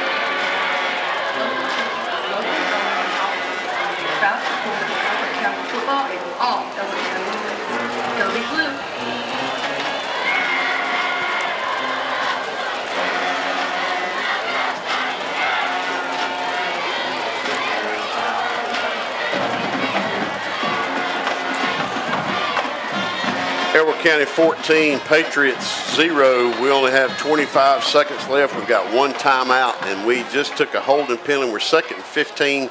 Brody back to pass. Fires over the middle, incomplete to Jose. I don't know if it looked like it went through his hands at the 10-yard line. Yeah, you don't see that with him much, right? That throw just slightly low, but Jose makes that catch a lot. So incomplete. Now it'll be 3rd. Yeah, if we're going to take a shot at a field goal now, we're going to have to get one probably 5, 10, probably 10 or 15 more yards down there to give us a legitimate shot at it. Brody in shotgun, 3rd and 15. One receiver left and right. Fires it in the end zone. They're fighting for it, incomplete, intended for DK, double covered. Would have had to throw it another 3 or 4 yards to give DK a chance, but it just didn't get there. They're double covering DK now. It took them a quarter and a half to figure that out. So now we're 4th down. And it looks like we're going to try a 40-yard field goal. This is a 40-yarder right here. And got to remember, fellas, you got to block for this. We don't need this thing getting run backwards. So Harrison to try. Need a good snap and a good hold. There's the snap and the hold. And it's long enough. Got it. 40-yarder by Harrison Matthews. I hear you. Boy, he's got better and better this year, and he nailed it. Somewhere Bill Palmer said, "Attaboy." Harrison drills it, and it had enough leg to go another 4 or 5 yards. Tell you what's big about that. We just had a play that went 12 plays, stumbled around, got several holding calls, and it couldn't make anything go after we had stopped them, and to get any kind of points right there before the half was huge. And Harrison with a 40-yarder with only 6 seconds left in the first half drills it from 40 to make it 17-0.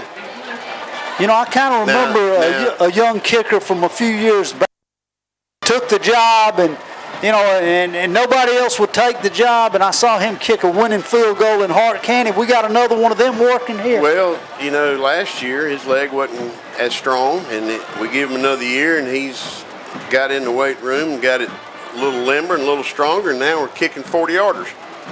And he is a sophomore. A 40-yarder is what I said. Bernal set the kickoff for the Blue Devils. So Bernal to kick. Cover the kick, fellas. Unless it goes in the end zone, this will be the last play of the first half. And we kick a low bouncer, and they'll pick it up at the 25 and try to get to the sideline, and we'll tackle him. And that's the end of your first half. With your score, Elbert County 17, Oglethorpe County 0. We'll be back in 1 minute. And we'll take a really, really short half because we've got homecoming coming up. Elbert County 7.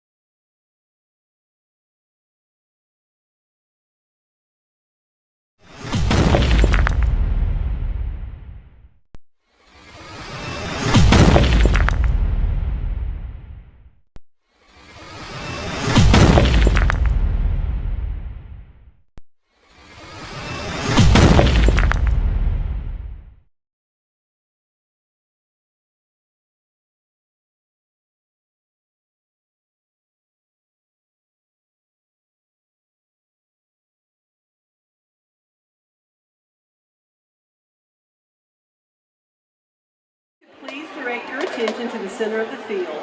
We will start by introducing each grade level representative, and then we will introduce our senior members of the homecoming corps before crowning our runners-up and queens.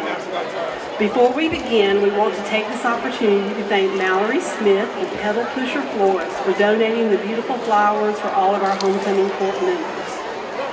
I am sure we are all anxious to crown this year's queen. However, we ask that all persons remain off the field following the crowning. We need to take official pictures for the yearbook and newspaper. We will begin with the class representatives, followed by the senior corps.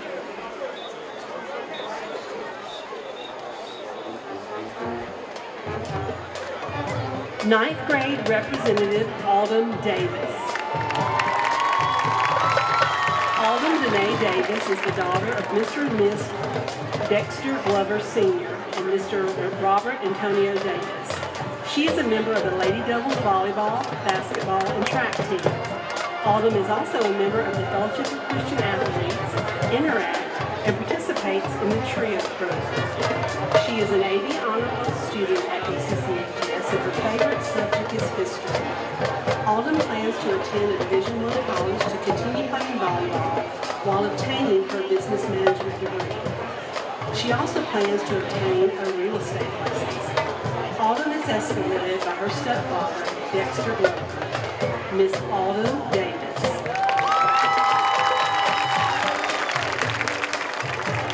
Tenth grade representative is Michaela McKnight. Michaela is the daughter of Molly Mercer and John McKnight. Her ninth grade year, she was a JV cheerleader and served as co-captain. This year, she is a varsity basketball cheerleader. Michaela is a member of SCCLA, Friends Helping Friends, Drug-Free ELBERT Youth Action Team, and Principal Student Advisory Committee, and FCA, where she is a member of the Student Athlete Leadership Team. Michaela is a member of 4-H, where she serves as a board member and is also Georgia 4-H Healthy Living Ambassador. Her other honors include Miss ECCHS 2025. She has received Scholastic E Level 1 and is in top 10 of her class. Michaela has also received Outstanding Achievement Awards in Science, Social Studies, and the Education Pathway. She is a member of Rock Branch Baptist Church. After graduation, Michaela plans to attend the University of Miami and study secondary education with a concentration in English to become a high school English teacher. Michaela is escorted by her father, John McKnight. Miss Michaela McKnight. 11th grade representative is Journey Porter. Journey is the daughter of Justin and Kirsten Porter. She is lettered in both varsity basketball, cheerleading, and tennis. She is a member of Interact, Friends Helping Friends, and the ECCHS yearbook staff. Journey is a majorette for the Blue Devil Marching Band. Journey serves as Vice President of the Anchor Club, President of Beta, and Vice President of FCCLA. Journey has been a top 10 of her class the last 2 years and received a Scholastic E Level 2 award. She has also received the Outstanding Achievement Award in her honors Advanced Algebra and Contemporary Issues in Education. Journey is a member of the New Era Baptist Church and is a competitive dancer with Hot Shots Dance Company, as well as a competitive twirler for L3 Baton. She plans to attend either NYU or Howard to study law. Journey is escorted by her father, Justin Porter. Miss Journey Porter.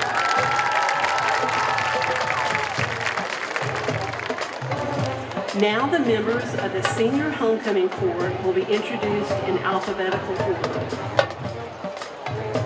The first member of the Senior Corps is Naomi Bernal. Naomi is the daughter of Juana Bustamante and Antonio Bernal. She is a member of JROTC, where she served as a JLAD commander her 11th grade year, and is currently serving as drill commander and command sergeant major, and is the manager of the Raider team. She serves as band captain for the ECCHS marching band and served as section leader for 10th and 11th grade years. Naomi is also a member of NHS, Interact, 4-H, and Friends Helping Friends. Naomi participated in the Sister City Exchange program. She has received Scholastic E and the Proficiency Award from JROTC. Naomi works at the ECCHS Help Desk and is enrolled in dual enrollment classes at Athens Tech. After graduation, Naomi plans to join the Air Force and go to college to become a nurse. She is escorted by her father, Antonio Bernal. Miss Naomi Bernal.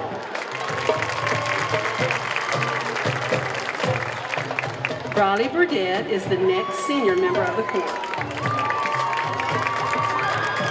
Briley is the daughter of Russell and Blair Burdett. She is a 3-year varsity basketball cheerleader. Briley was voted worst driver by the senior class as well as class inseparables with Cameron Webb. Briley is a part of the work-based learning program and has worked in the Devil's Pen and is currently working at Home Sweet Home. Briley received Scholastic E her 10th and 11th grade years and earned her Food and Education Pathway certification. Briley is an active member of Rock Branch Baptist Church. She plans to attend Athens Tech to major in dental hygiene. Briley is escorted by her father, Rusty Burdett. Miss Briley Burdett. The next senior on our court is Jaslyn Hubb. Jazz is the daughter of Jasper and Denise Hubb. She is a 4-year varsity basketball cheerleader and currently serves as captain. Jazz was voted senior favorite best all-around by her classmates. She is a member of FBLA, FCCLA, Interact, National Honor Society, and serves as secretary for the Anchor Club. She has been in the top 10 of her class the last 3 years. Jazz has received Scholastic E for the 3 years and also been selected as Student of the Month and received the Georgia Certificate of Merit. Jazz attends Athens Tech classes through the ECCHS Dual Enrollment Program. She is employed by WSGC Radio, where she hosts her own show, Jammin' Out with Jazz, and also broadcasts volleyball matches. Jazz plans to attend a 4-year college and major in chemistry and hopes to cheer at the collegiate level.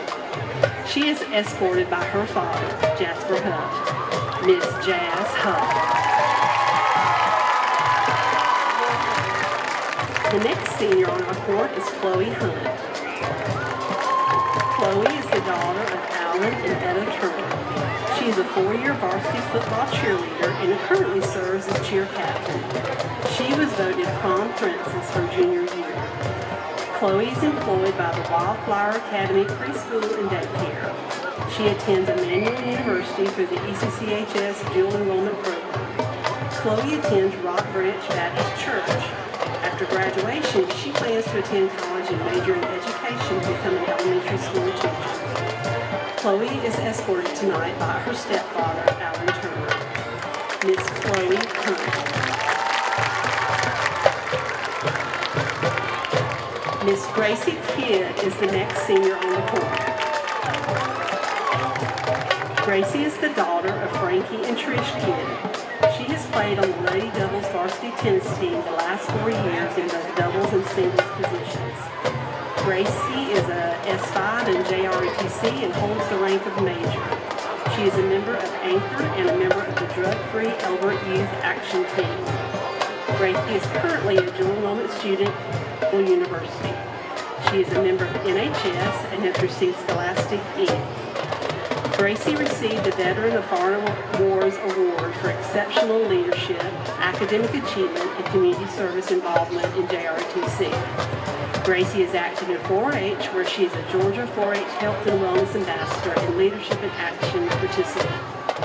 She has competed at Northeast District Project Achievement, where she earned 2nd place in the health category at the district level.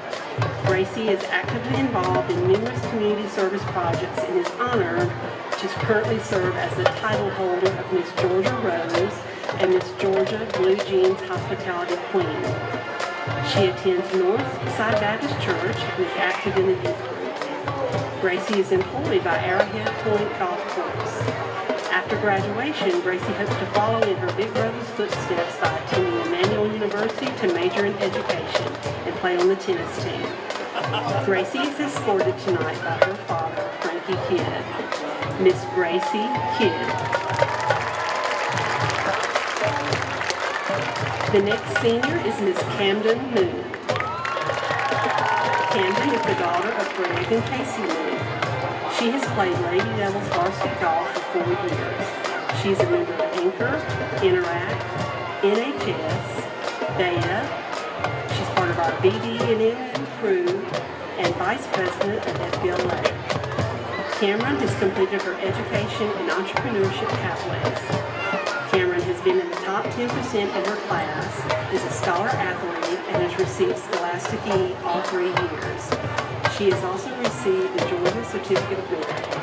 Camden is a dual enrollment student at Athens Tech. She is employed by Granite Countertops Unlimited and has a photography business, Shots by Cam. She attends Rock Branch Baptist Church. Camden plans to attend a 4-year college and major in business and marketing in addition to earning her real estate license and continuing her photography business.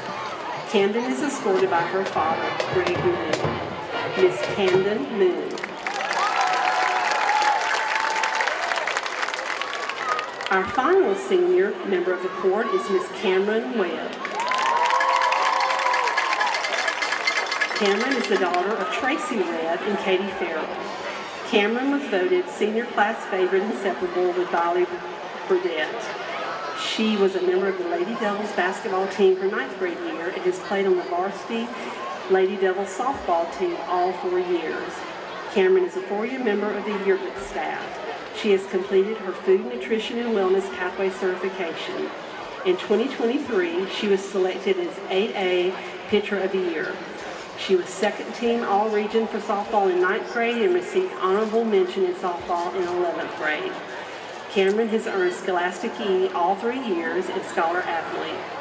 Cameron has also been recognized as a Student of the Month. She is employed by Home Sweet Home through the ECCHS Work-Based Learning Program. Cameron attends Rock Branch Baptist Church. She plans to attend college and pursue a career in the medical field. Cameron is escorted tonight by her father, Tracy Webb. Miss Cameron Webb.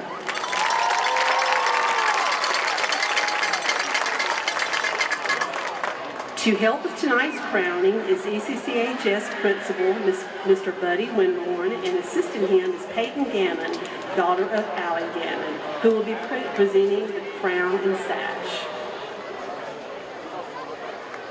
We are also excited to have with us last year's homecoming queen, Heaven Robinson.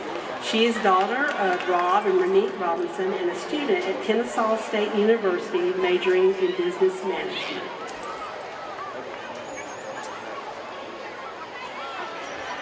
I will announce the second runner-up, first runner-up, and then followed by the homecoming queen.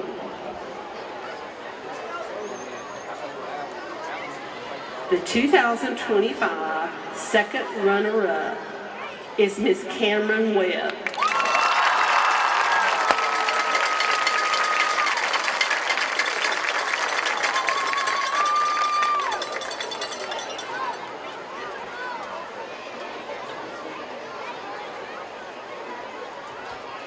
The first runner-up for 2025 is Miss Gracie Kidd.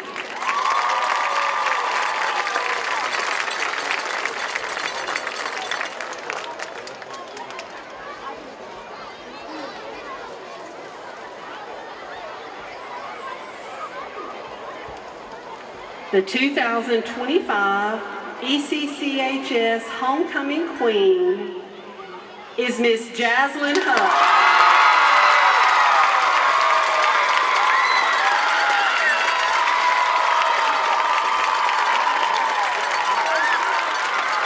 Congratulations to all of these beautiful young ladies. We are proud to have you represent ECCHS.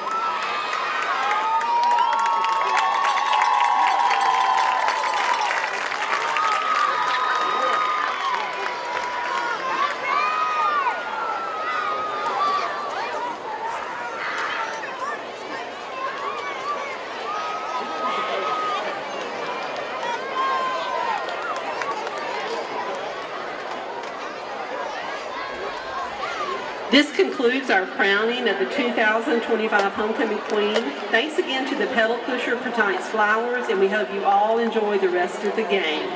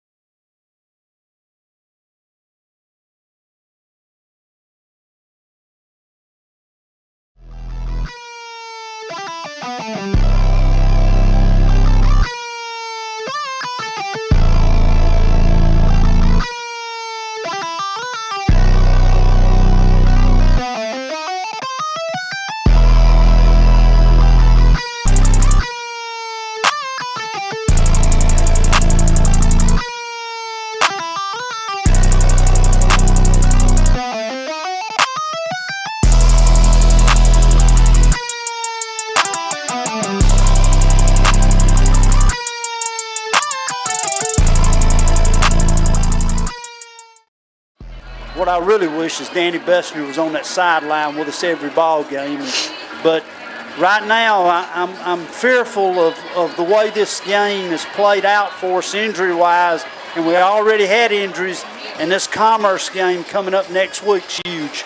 I mean, it is a big-time game of teams trying to get that position now, and we'll need all hands on deck. Let's just hope that Lincoln's injury is not something that's going. I see he's standing, but he's in pain. You can tell he is right now. Now he's one of those kind that he's going to stand when everybody else probably would be sitting with that. But let's hope he can come out of that. I don't think Jarrell and Nikhil are very serious. We haven't heard anything, but maybe they'll all be back by next week. But like you say, Commerce, we're going to need them all. Yep, going to need all hands on deck. That's going to be a big football game, and a game that we've not done well up there. That's the end of the Piedmont Propane Service halftime show. They've reset the clock. Oglethorpe to kick to us from Church Street to College. DK standing at the 5. Anderson set the kick. And the second half is underway. And they kick it to him, straight to him from the 5. DK's looking to come up the middle. Now he's coming up the middle with a little block, and somebody grabs his ankle at the 20-yard line, just reaches out. I'm going to tell you, you'd have to go see the replay of that. But I'm of the opinion that Bryce Hughes just absolutely destroyed somebody on a block just then and sent them for a somersault through the air. DK had a little running room. How many times have I seen a shoestring tackle this year already? Somebody laying on the ground just sticks his hand out and makes a tackle. So we'll take it 1st and 10 on the 30 for the opening possession of the second half. We're leading 17-0. Had homecoming. Congratulations to Jazz. So we give it to Petey. Makes a cut, and the old turf monster jumps up and grabs him. He made the first tackler miss, made a little juke move at the 32 and was cutting up field, and one of his feet just lost contact with the grass. Boy, Petey's running really confident right now. We need Petey to get up there and do that because we need our 2 linebackers instead of it running back. 6 yards. We'll give it to him again with a little hole. He's trying to get in the corner, and great open field tackle. Senior linebacker came in and just made a great open gain. Now we'll be 3rd and 5 again. Once 3rd again, and 4. We had everybody blocked but one, and one ran through and got penetration. And everybody we've played now is really coming up and bringing, especially defensive ends. They're not playing their safeties back as they did at the end. And we got a hole up the middle. There goes Petey at the 40. He ain't out running, but he'll run him out of bounds at the 32-yard line. The safety had to make the tackle, and that's a junior. Nika Pass had to run him down to 30. Boy, what a hole up the middle, and Petey run through it and picked up a big 30-yard run. Biggest run of the year, I think, for a running back for us there, Stuart. For sure. May be wrong, but I think that's correct. Really like the way they opened up that hole as well. He was trying to get to the near sideline. Now Oglethorpe was confused and motion on Blue Devils. There we go again. We cross midfield, get on the 30, and we get a motion penalty. Just got to clean that up. That's not going to work against Commerce and not going to work against Athens Academy or Rayburn or any of those guys. Coach Dyer is having a moment of silence. He didn't like that at all. Well, one thing I'm not real fond of, well, maybe that's right. Yeah, I guess that's pretty close. 1st and 15. Give it to Turman this time, and he's got a little hole, and he puts his head down and rumbles through the little gap down to the 30-yard line. They gave him a little crease, and boy, you could tell when he hit second gear. I hadn't seen that gear this year. Yeah, that was strong, and as he gets better and better at that, he's going to get his head up just a little bit and help himself. 2nd and 8. Again, determined. Now he cuts across the field. Now he's on foot racing. And they really knock him out at the 3-yard line. I thought he was going to make it. 2 good runs. One by Petey now for Turman. Yeah, that's a 10th grader and a 9th grader right there running the football for Elbert County behind 4 underclass offensive linemen right now. So about a 18, 20-yard run there for Turman. Now we're down inside the red zone for Judge Stephanie Hewell. And we're going to give it to Turman again. He sees a little gap and he breaks outside, and they're going to pull him down before he gets back to the line of scrimmage. He just cannot.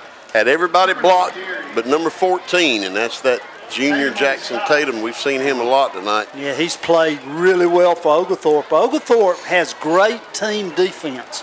Now, we may have a little bit of a size advantage, especially on the offensive line against them. But as far as team speed, you can see that track work that they do over there has really helped that. Higginbotham painting body first down. Turman turns it back up the middle, makes a great cut at the 4-yard line, and they're going to mark it at the 1-foot line. So it'll be 3rd and goal. But you got to know we're going to try for it 4 times. Now I wouldn't mind seeing all 3 of those guys in the backfield. Well, and another thing, Stu, we need to knock this thing in and get this game under complete control. You're going to get to play some young. Gives it to Turman with a little gap, and he runs in there for a score.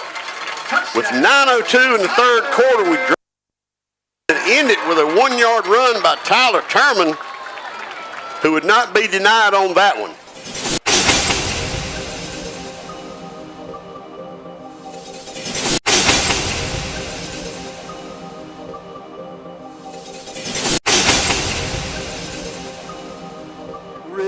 That really wears down your defense, too, when you're tackling people. And the PAT, Harrison up strong. Field goal at the end of the 2nd quarter. Harrison puts another on the board to make it 24-0 Elbert County on a great opening drive to start the 2nd half. Really love seeing those young running backs trying to grow up, because, boy, when they come back next year after some growth and a little weight room, and then if we can bring back 4 of these offensive linemen that are going to have experience, we already know we got a big-time passer on this football team. Elbert County, especially on the offensive side, looks really, really bright in the upcoming years. Martin, it looked like to me that Turman and Petey caught another gear, but, you know, they haven't been in open field to where we could see it, but I saw it on that drive, and they've got a little speed about them. Well, and here's another thing. At that age, the age they are, they're going to get faster, period. But what I like about both of them is they're quick-cut running backs. They make quick cuts. Well, that drive we hadn't seen much of, but they made the first man miss, and we've heard Coach say that. You got to make the first man miss, so you can see they've been working on it. Let's cover the kick now. We've been a little bit tough on that a few plays. Bernal kicks it almost a dribbler to the 30-yard line, and we'll run him out at the 34. Almost like an onside kick look, but it was straight down the middle. But we cover it, only give them 4 yards, so they'll take over 1st and 10 from their own 34 with 8:57 to go in the 3rd. Now they trail 24-0. One thing, too, you want to look at tonight, and I'm looking at it right now, Stuart, as I look down there on the field, our defense, Riante is not in the game, and, of course, we lost Blackman early on in the game to a sprained ankle. So you're looking at really working some depth because we lose our linebackers next year. Yeah. They put a man in motion, they give it to him, and he cuts it back upfield, and we'll hit him, but he'll cross the 40 for a pickup of about 6 yards, 7 yards. Maybe best run of the night for the Patriots right there. Good blocking and really ran through that hole. Just a little jet sweep. Marion Radford on the stop for the Blue Devils.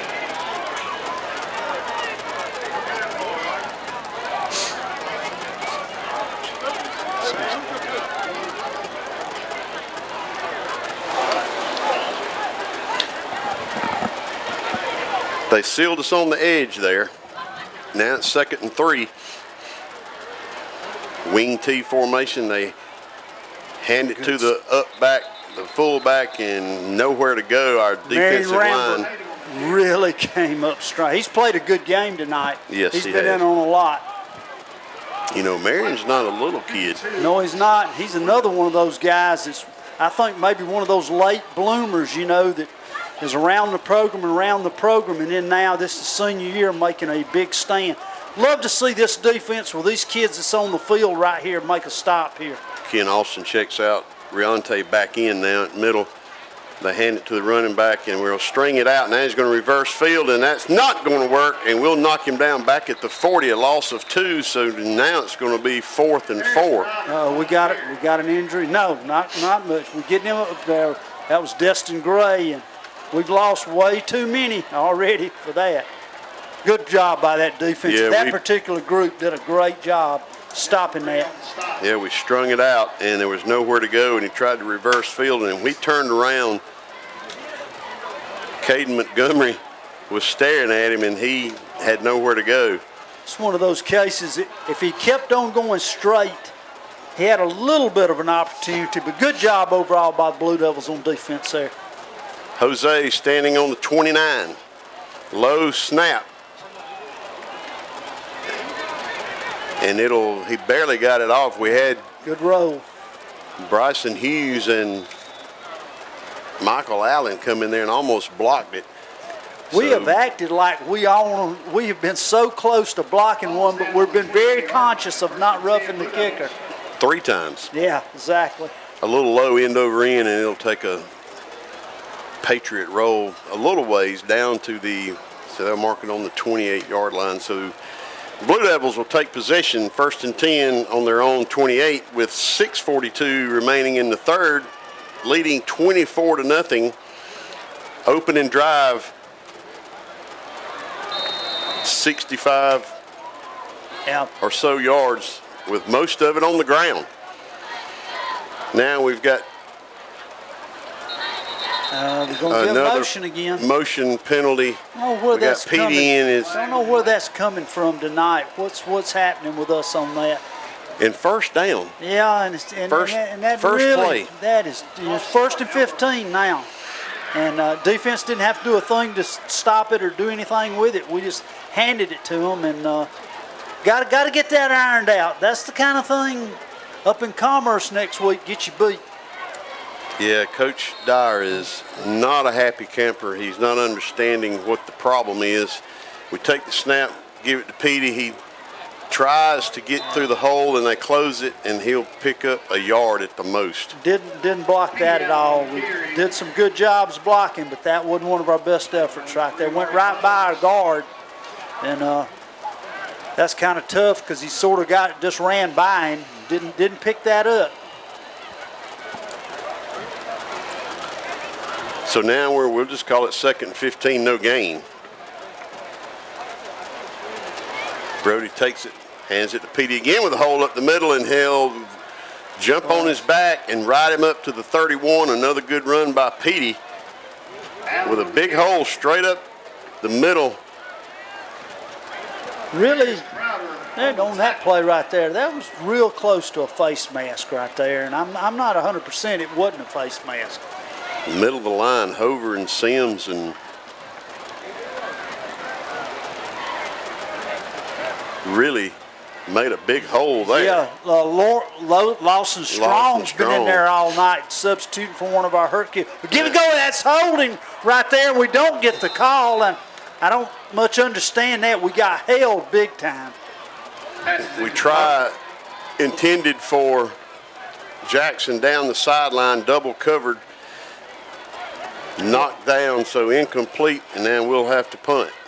Jackson made what they call a double move. It's when you run, stop, and go, and the guy grabbed his jersey and held him. But right in front of the official. Yeah, that's a little tough right there. Let's get a good kick here now and cover. Lincoln County, Oglethorpe's got some good speed. They can nice long spiral. He'll have to come back to the 34, and he'll take it, and he'll spin, and we'll finally knock him down at the 42. So about a 8-yard return. So the Patriots of Oglethorpe will take over now from their own 43, and that number 4, who's one of those speedsters, is having a hard time getting off the field. 5:17 remaining in the third. We're leading 24-0. Took the opening drive down the field and scored.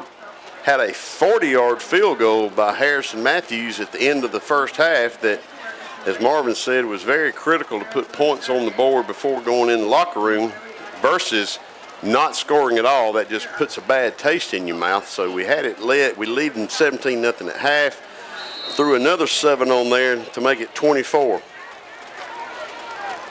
Now Oglethorpe, not much yardage tonight. Toss sweep to the back, and we'll really hit him at the 45, and we'll push him back. Jose Rodriguez leading the pack with Rambert. Jalen Davis in on the tackle. Stop by number 7, Jose Rodriguez. They had the wing tee, the man in motion, just a toss sweep. They'll give him 3.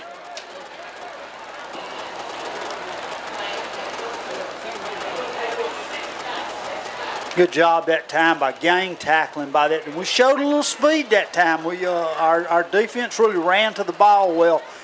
And I do see something I really like now. Riante came back in the game, and I think we were just getting some experience, but boy, I just didn't want to see something going on with Riante out there.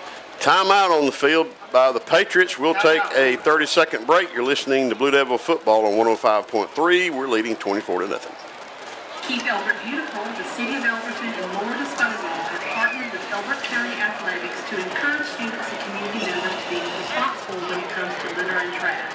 We are asking tonight's game to place all trash in the trash cans located throughout the Granite. Thank you. Build on a firm foundation with Turner Concrete and Quality Block Companies. Turner Concrete is celebrating its 70th year in the concrete and masonry industry. Thank you, Elbert County and Blue Devil Nation, for placing your trust in us since 1954. Turner Concrete is a proud sponsor of all the Blue Devil athletes. Back in the P&J Small Engine press box, 4:28 left in the third quarter. We're leading 24-0. Our defense does not give up much yardage tonight. I'd say, if I'm guessing, I'd say Oglethorpe's got maybe 30, 35. Yeah, maybe a little less. No first downs, but they're in position right now to maybe do that a little different. Toss sweep that was now. Forward. Yeah, let's see what we got there. It's 2nd and 7. They had a man in motion. He actually tossed it forward under. And now there's a flag coming in. Holding on. Got to be holding on Oglethorpe. Braylon Huff for the Devils brings up the 2nd down. Braylon Huff, first man. Yep, holding on Oglethorpe. Oh, they did call one. Holding Patriots. That's one thing. I think the Patriots have done a good job not getting penalized tonight. So they'll move the ball back. And he's explaining the holding to the 35. call. They've called some holding tonight, so. Yeah, they started the game with holding calls.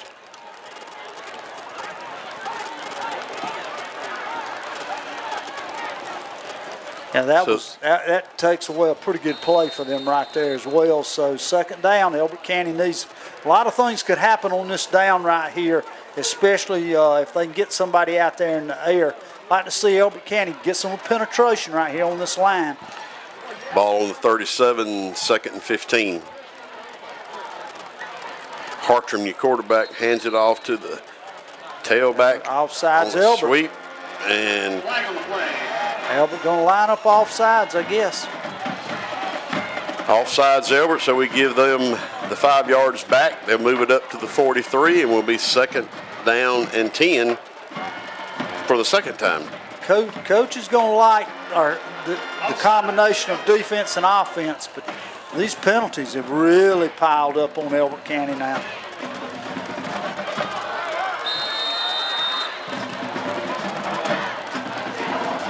Clock running, 3:55 to go.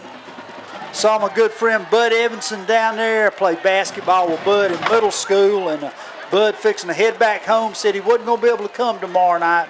Boy, it's good to see those old friends from years ago.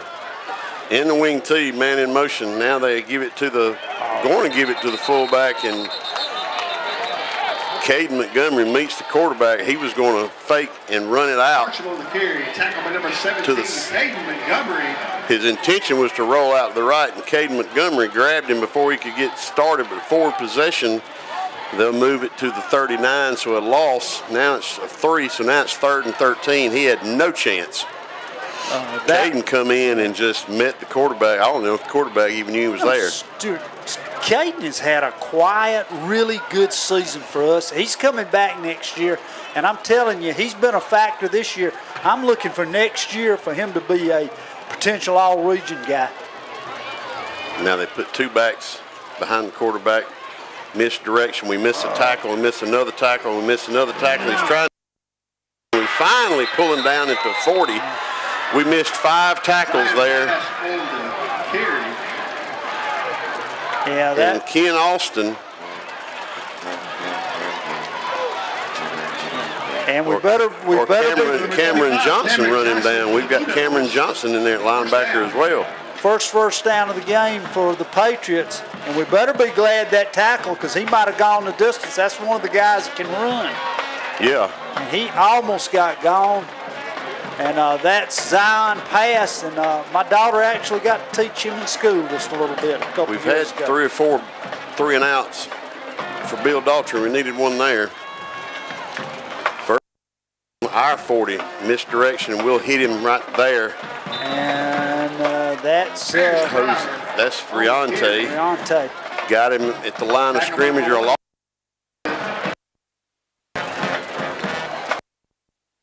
Three seconds left in the 3rd quarter.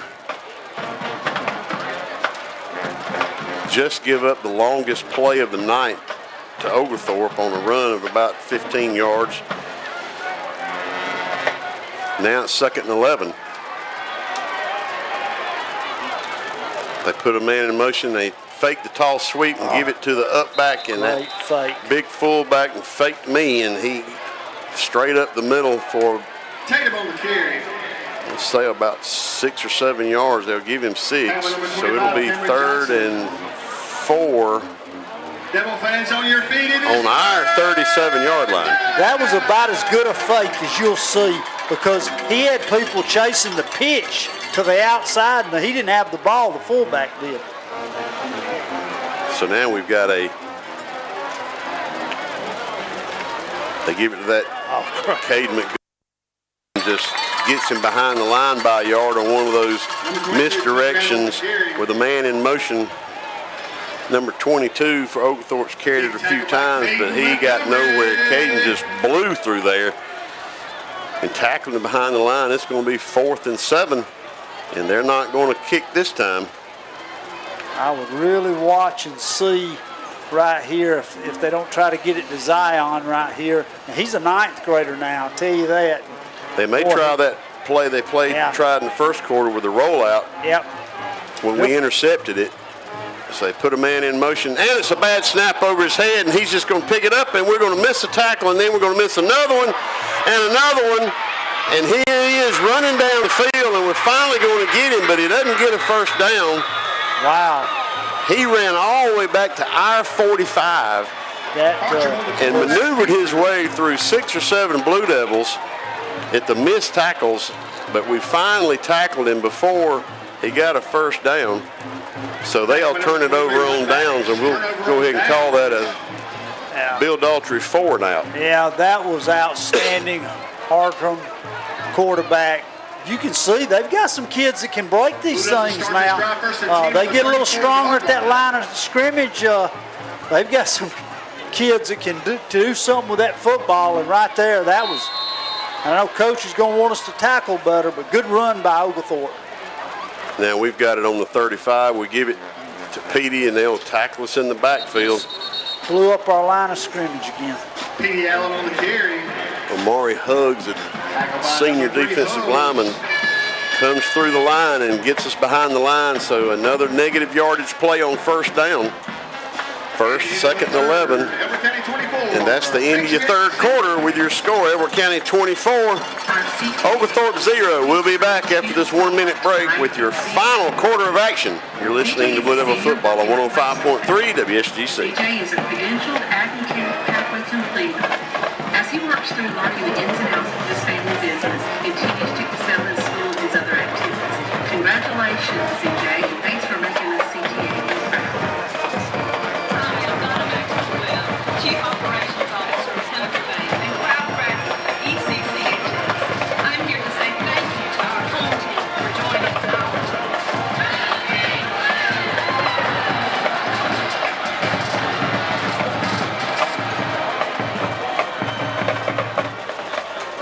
Serving local communities since 1906. People you know, experience you can trust. Hi, I'm Sissy Harris, mortgage lender here at Mortgage Georgia Bank, and also 1983 graduate from ECCHS. Susan Morton, Vice President, ECCHS from 1996. Colton Mack, Assistant Vice President, ECCHS Class of 27. Northeast Georgia Bank, member FDIC Equal Housing Lender.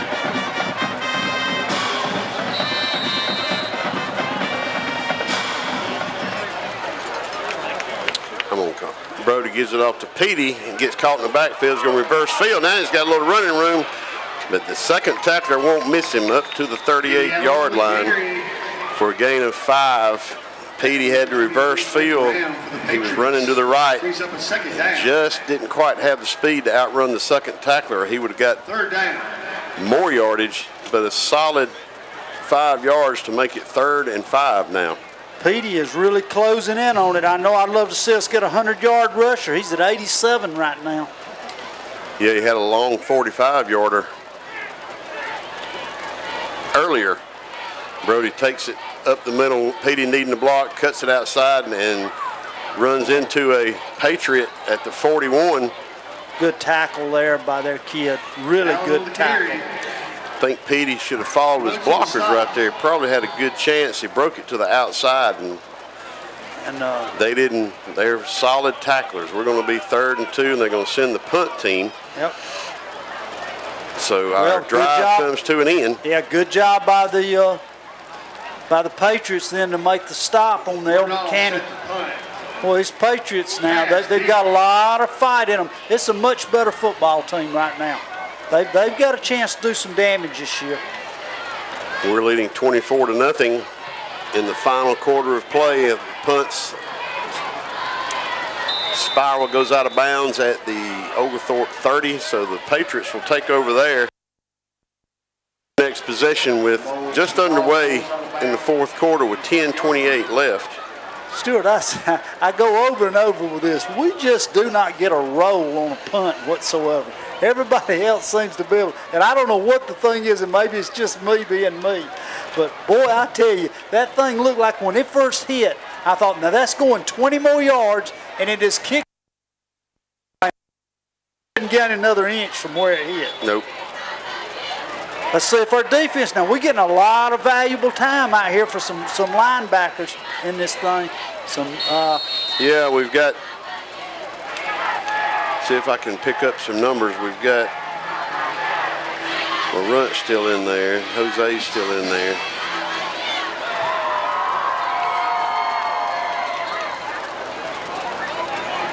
So Oglethorpe in wing T, put a man in motion.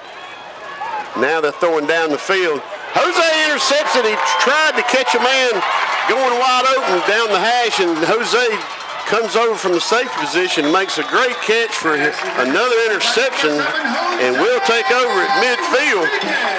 They had the man open, but Jose really made up some ground and just skied for it and took it away before it hit the receiver's hands.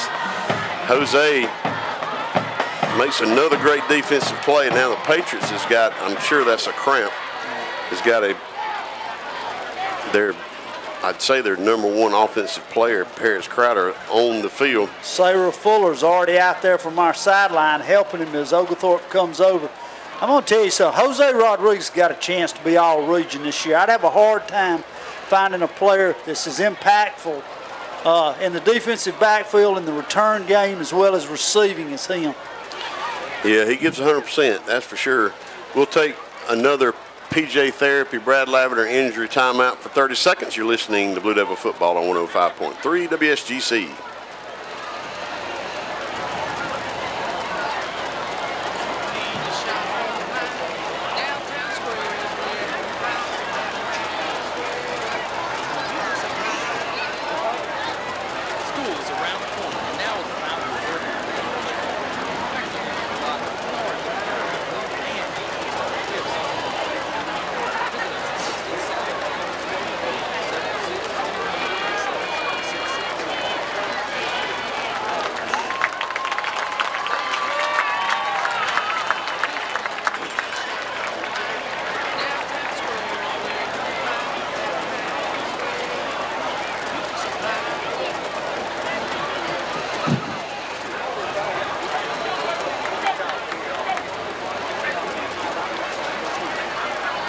Back in the P&J Small Engine press box, Elbert County 24, Oglethorpe 0. The Patriot player is about to be off the field. That's the second time he's had a cramp. This one a little more severe than the first time. So now Elbert County 1st and 10 after Jose Rodriguez interception. We'll give it to Terman with a little hole, and he'll crash through there for about 7 yards between right tackle and right guard. Still got to agree with you something. He looks like he's got an explosion in what I've seen, and that's probably just confidence. He's gotten to run the ball a little more, and he's done a good job of hitting the hole extremely quick and not a lot of side-to-side stuff. Just get up in that hole and get what you can get. Well, they've had a few holes to run through tonight. He's closing in on 50 yards tonight, so we got one close to 100 and one at 50. Good yard rushing for the Blue Devils tonight. Brody takes it, hands it to Terman again, and this time they'll meet him in the backfield. That senior defensive lineman, Huggs, was just in the backfield just a few minutes ago, and there he is again to make another lost yardage play. They'll mark it on the 45 of Oglethorpe, so now we'll be 3rd and 5. Yeah, and this has really affected our drives because we're trying to run the ball. A positive run and a negative, and then that's putting us in a tough third down situation. 3rd and 5. Brody and shotgun. And we're going to get 5 of them right there. Depending on where it may be just a little short of a first down if they mark off the 5 yards. It'll be really close, but it may be a little short. That probably changes the play call right there, I would think, for us, because we're 3rd and short. See what we want to do here. Boy, I tell you, Oglethorpe's got up in our receivers to take away that short passing game, and they've stuck with it all night. Now, we've hit some big plays on them. Have we run a receiver screen tonight? Well, we tried to run one, and it got, remember the guy intercepted the ball out there? So they're going to call it first down, so another first down for Higginbotham Paint and Body. We need everybody to get a hat on a hat right here. Give it to Terman. They're going to run him down from the edge again. And we let a guy run right by us again. That's tough because we had a lineman there. He just let him go.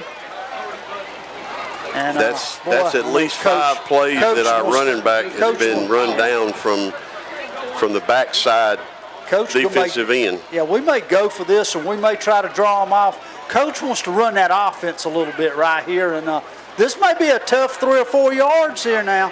4th and 2.5. And they jump. They got it. That's all it took. Brody really slapped his hands together very loud, and 3 Patriots jumps off sides. So we'll get another first down from a penalty.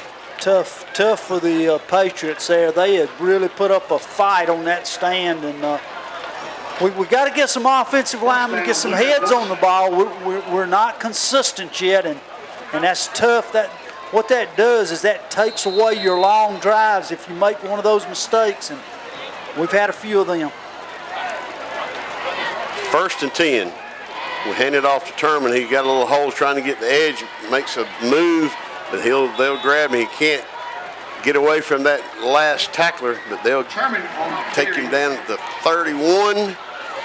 So another solid run for Turman for 6 yards. 2nd and 4, 7:47 left in the 4th quarter. We're leading 24-0.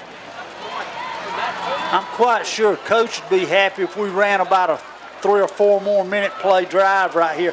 And this is what we haven't been able to do, Stuart. We've not been able to consistently drive the football because of some mishaps in the offensive line, but then on the other side, we've opened up some good holes as well. We have opened up some holes tonight. 2nd and 4. Give it to Turman. He makes a cut. Now he's trying to make it to the far sideline and does, and they'll drag him down. Looks like at about the 15-yard line, so that'll move the chains for Higginbotham Paint and Body. A good run by Turman there. He showed some quickness, made the first man miss. And we've got maybe another cramp. Let's see. I always hope it's cramps. It is. Yeah, another cramp. And we'll take another PJ Therapy Brad Lavender injury timeout. For 30 seconds, you're listening to Blue Devil Football on 105.3 WSGC. And we...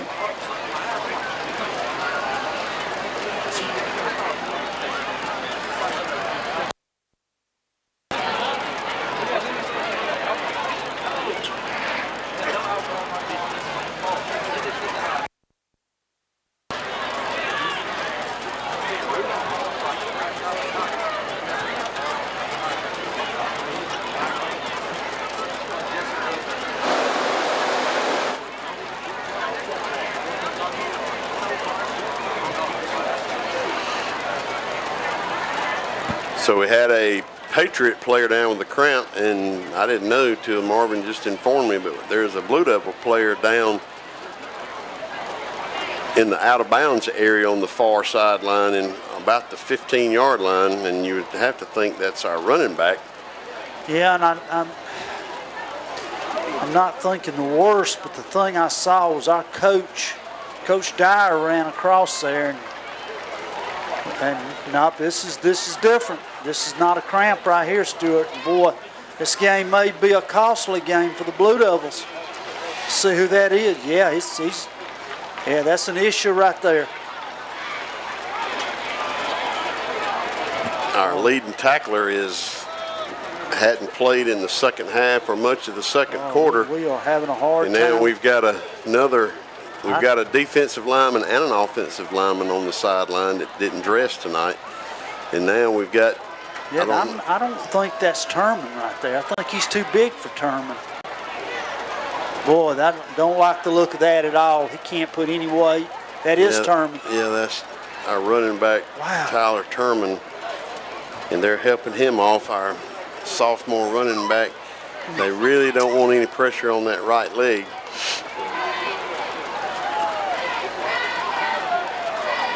Nine rushes, 67 yards. Great job by Turman and a touchdown as well.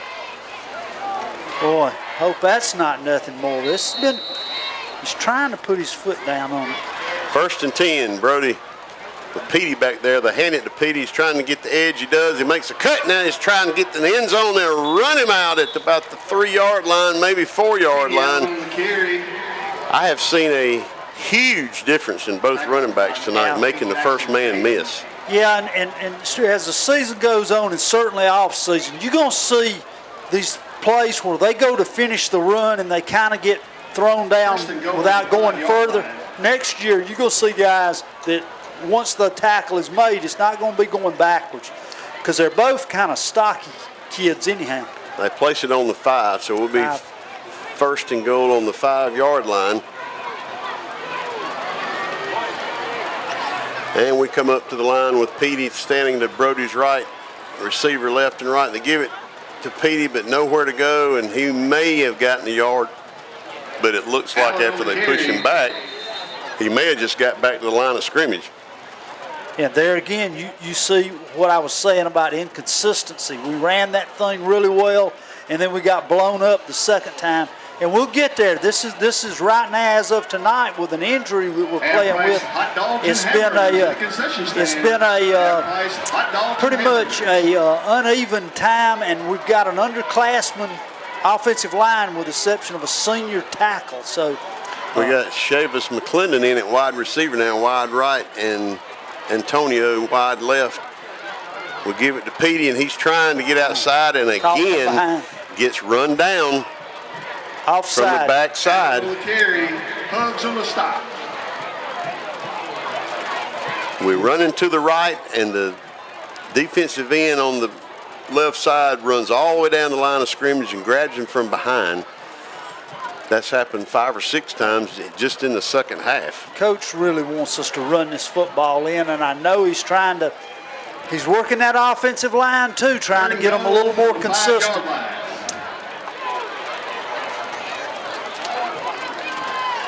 3rd and goal from the 5. We'll give it to Petey again with a little hole, and they're going to grab him, and he'll get down to about the 2. So we'll be 4th and goal with only 5:32 left in the game. But he'll have to go for it here. Allen on the carry. If we're going to get another touchdown. Yeah. Let's see. We're going to run Petey out now. Harris Crowder on the stop. Who are we going to run in? Brings up a 4th down. They're running Riante in now. Riante coming in. I don't know. And you know, the thing about this now, it's become pretty evident that you're probably going to give it to Riante. Oh, that's that stack. Now they've got the power eye with 3 running backs. And now we're going to get illegal procedure. And that's going, no, they're going to say offensive, offsides, Elbert. Another penalty. Offsides. We lined up offsides. Wow. No, coach's not going to like that either. We didn't move. We just lined up offsides, and now it's going to be time for a kick. Try to make it 27-0. So Coach isn't going to be happy about the penalties tonight because we have shot ourselves in the foot numerous times with procedures and holding on first downs, and we've got 1st and goal right there, and now we ended up 4th and goal from the 10. 13-play drive, Stewart, and had a lot of cracks inside the 5-yard. For a 25-yarder, the kick is up and good. So Harrison Matthews with 2 kicks tonight to make it 27-0. He had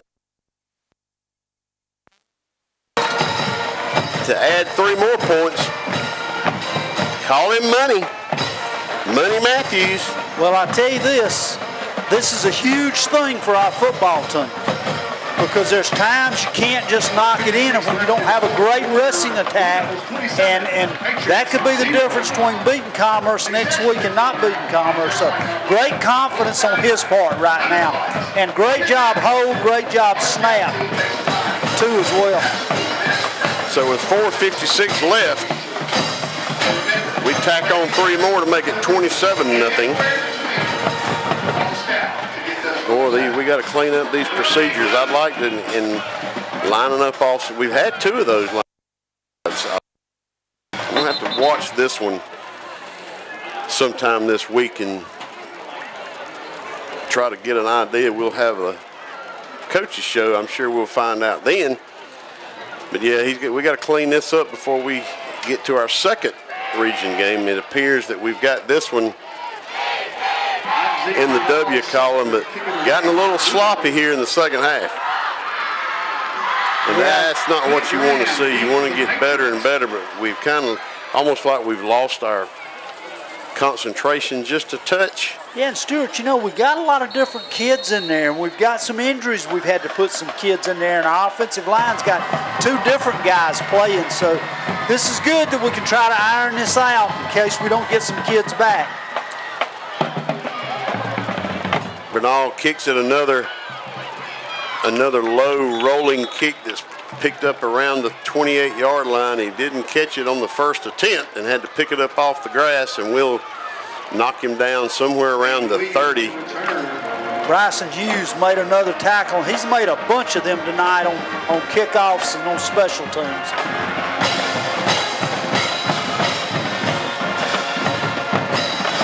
So 4:50 left. Oglethorpe will take possession. We just kicked a 25-yard field goal.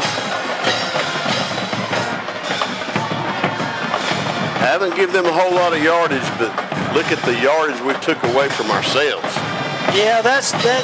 You know, and you're not being negative. You're just saying the things we know we got to get better at if we're going to win a region game at Commerce next week. Patriots handed that big fullback after 2 yards. We'll push him back.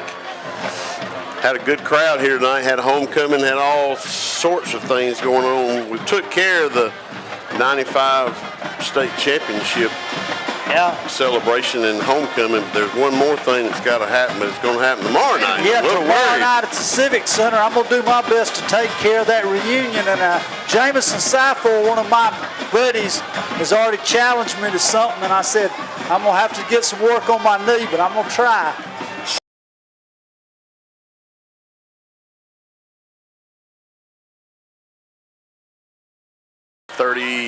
They'll mark it at the 36. 9 pass on the carry. Tackled by number 17, Caden Montgomery. Well, Montgomery's he gets his name called again. Montgomery's consistently all season been there. I'm really looking forward to where his career ends up. I really actually would, you know, I'm not trying to coach us because Coach Dyer knows more about football than I'll ever know. But I almost keep on wanting to see him at a defensive end. He reminds me of some of those defensive ends we used to have. Cameron Johnson in at linebacker. Quarterback's rolling out, and we come from behind, and guess who? Caden Montgomery comes in and really sacks the quarterback hard. He never saw him coming and just plowed him into the turf. Stuart, Caden Montgomery can really run. He can really run, and I'm telling you, I almost like I want to get him on that defensive end and rush him because he is explosive. He almost looks like a linebacker. Yeah, that was punishment. Yeah, he's in the running right there for one of the players of the game. I can guarantee you that. 4th and 10. 2:45 clock running. Jose standing on our 35. Patriots run in a player late. Now we got a penalty. Patriots, delay of game. Patriots still with only 1 first down tonight. Coach going to be happy about the way we play defense. Yeah, defensively we have really gotten pretty darn good on defense if we can get everybody back healthy. We got right now we're down 2 starters. Well, possibly another one. Sarah Fuller going to be big next week. So the Patriots to kick. Jose on the 42. Kick is a little wobbly. Jose will take it on the 42 and juke a man. And now he's trying to get outside, and they'll bring him down. Boy, he really made that first tackle look bad.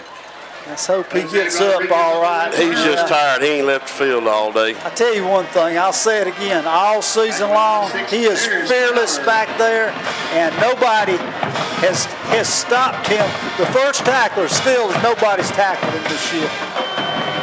So a 7-yard return up to the 47. Well, imagine we're going to get a few more subs in here now. Let's see. But the fact of the matter, we're playing so many super young players right now. There's, you know, you try to get sophomores and freshmen in. Well, that's what's in there from the start of this game. Well, we've got Elijah Gaines now checked in at wide receiver. And you got Moon, Zayden, Zaylen Moon over there. He's an 11th grader. Brody takes it, gives it to Petey with a little crease, and he'll get pushed back as he reaches midfield. One thing is going to really help Petey is as he gets more and more. He does a great job cutting. But one thing Petey's probably needs to work on is running a little lower under his pads, because he tends to get, when he gets stood up a little bit in a hole, and that's not a good recipe against the defensive lineman. They'll give him 2, 2nd and 8. Petey gonna have 100 yards on the night rushing, I believe. I keep on trying to run that down as we speak, and matter of fact, he may be there now. Give it to him again, and he's going to try to get outside, and does, and he's putting some more on the board. They'll finally get him down at the 35-yard line, but he'll pick up a good 15 yards. He really got it to the outside, and when he got the corner, Keyshawn Answorth out there too now, but Petey really hit the sideline, and another big chunk of yardage. Only 1:25 to go. We're running all the clock we can. Oglethorpe's not taking any timeouts, obviously. Petey over 100. That just in the second half. That's 13 carries, 84 yards, 37 for 7. So he's 20 carries and 120 something yards. Petey over 100, first time this year. And I don't know if we were just going to run that thing out. Well, we were going to take a knee, snap, but no, we tripped. We took a knee, and I think one of the linemen stepped on Brody's foot, and he fell to the turf, but held on the football. So now we're down to 50 seconds, and this will be. We're probably going to run this thing out. Yeah, this will run out, and we'll get our first W of the season and the first region game, which is even bigger. We'll be 1-0 in the region. And next week, we'll be traveling down the road to Commerce. And Elbert, we need you desperately at that game. We need you desperately to come follow these kids and help them on the road, because it's a huge region game. Both teams have congratulated each other on a hard-fought game. Please do not enter the field until both teams have completed their handshake. The Blue Devils will be. So they'll let the clock run out, and that'll be the end of it. Your final score: Elbert County 27.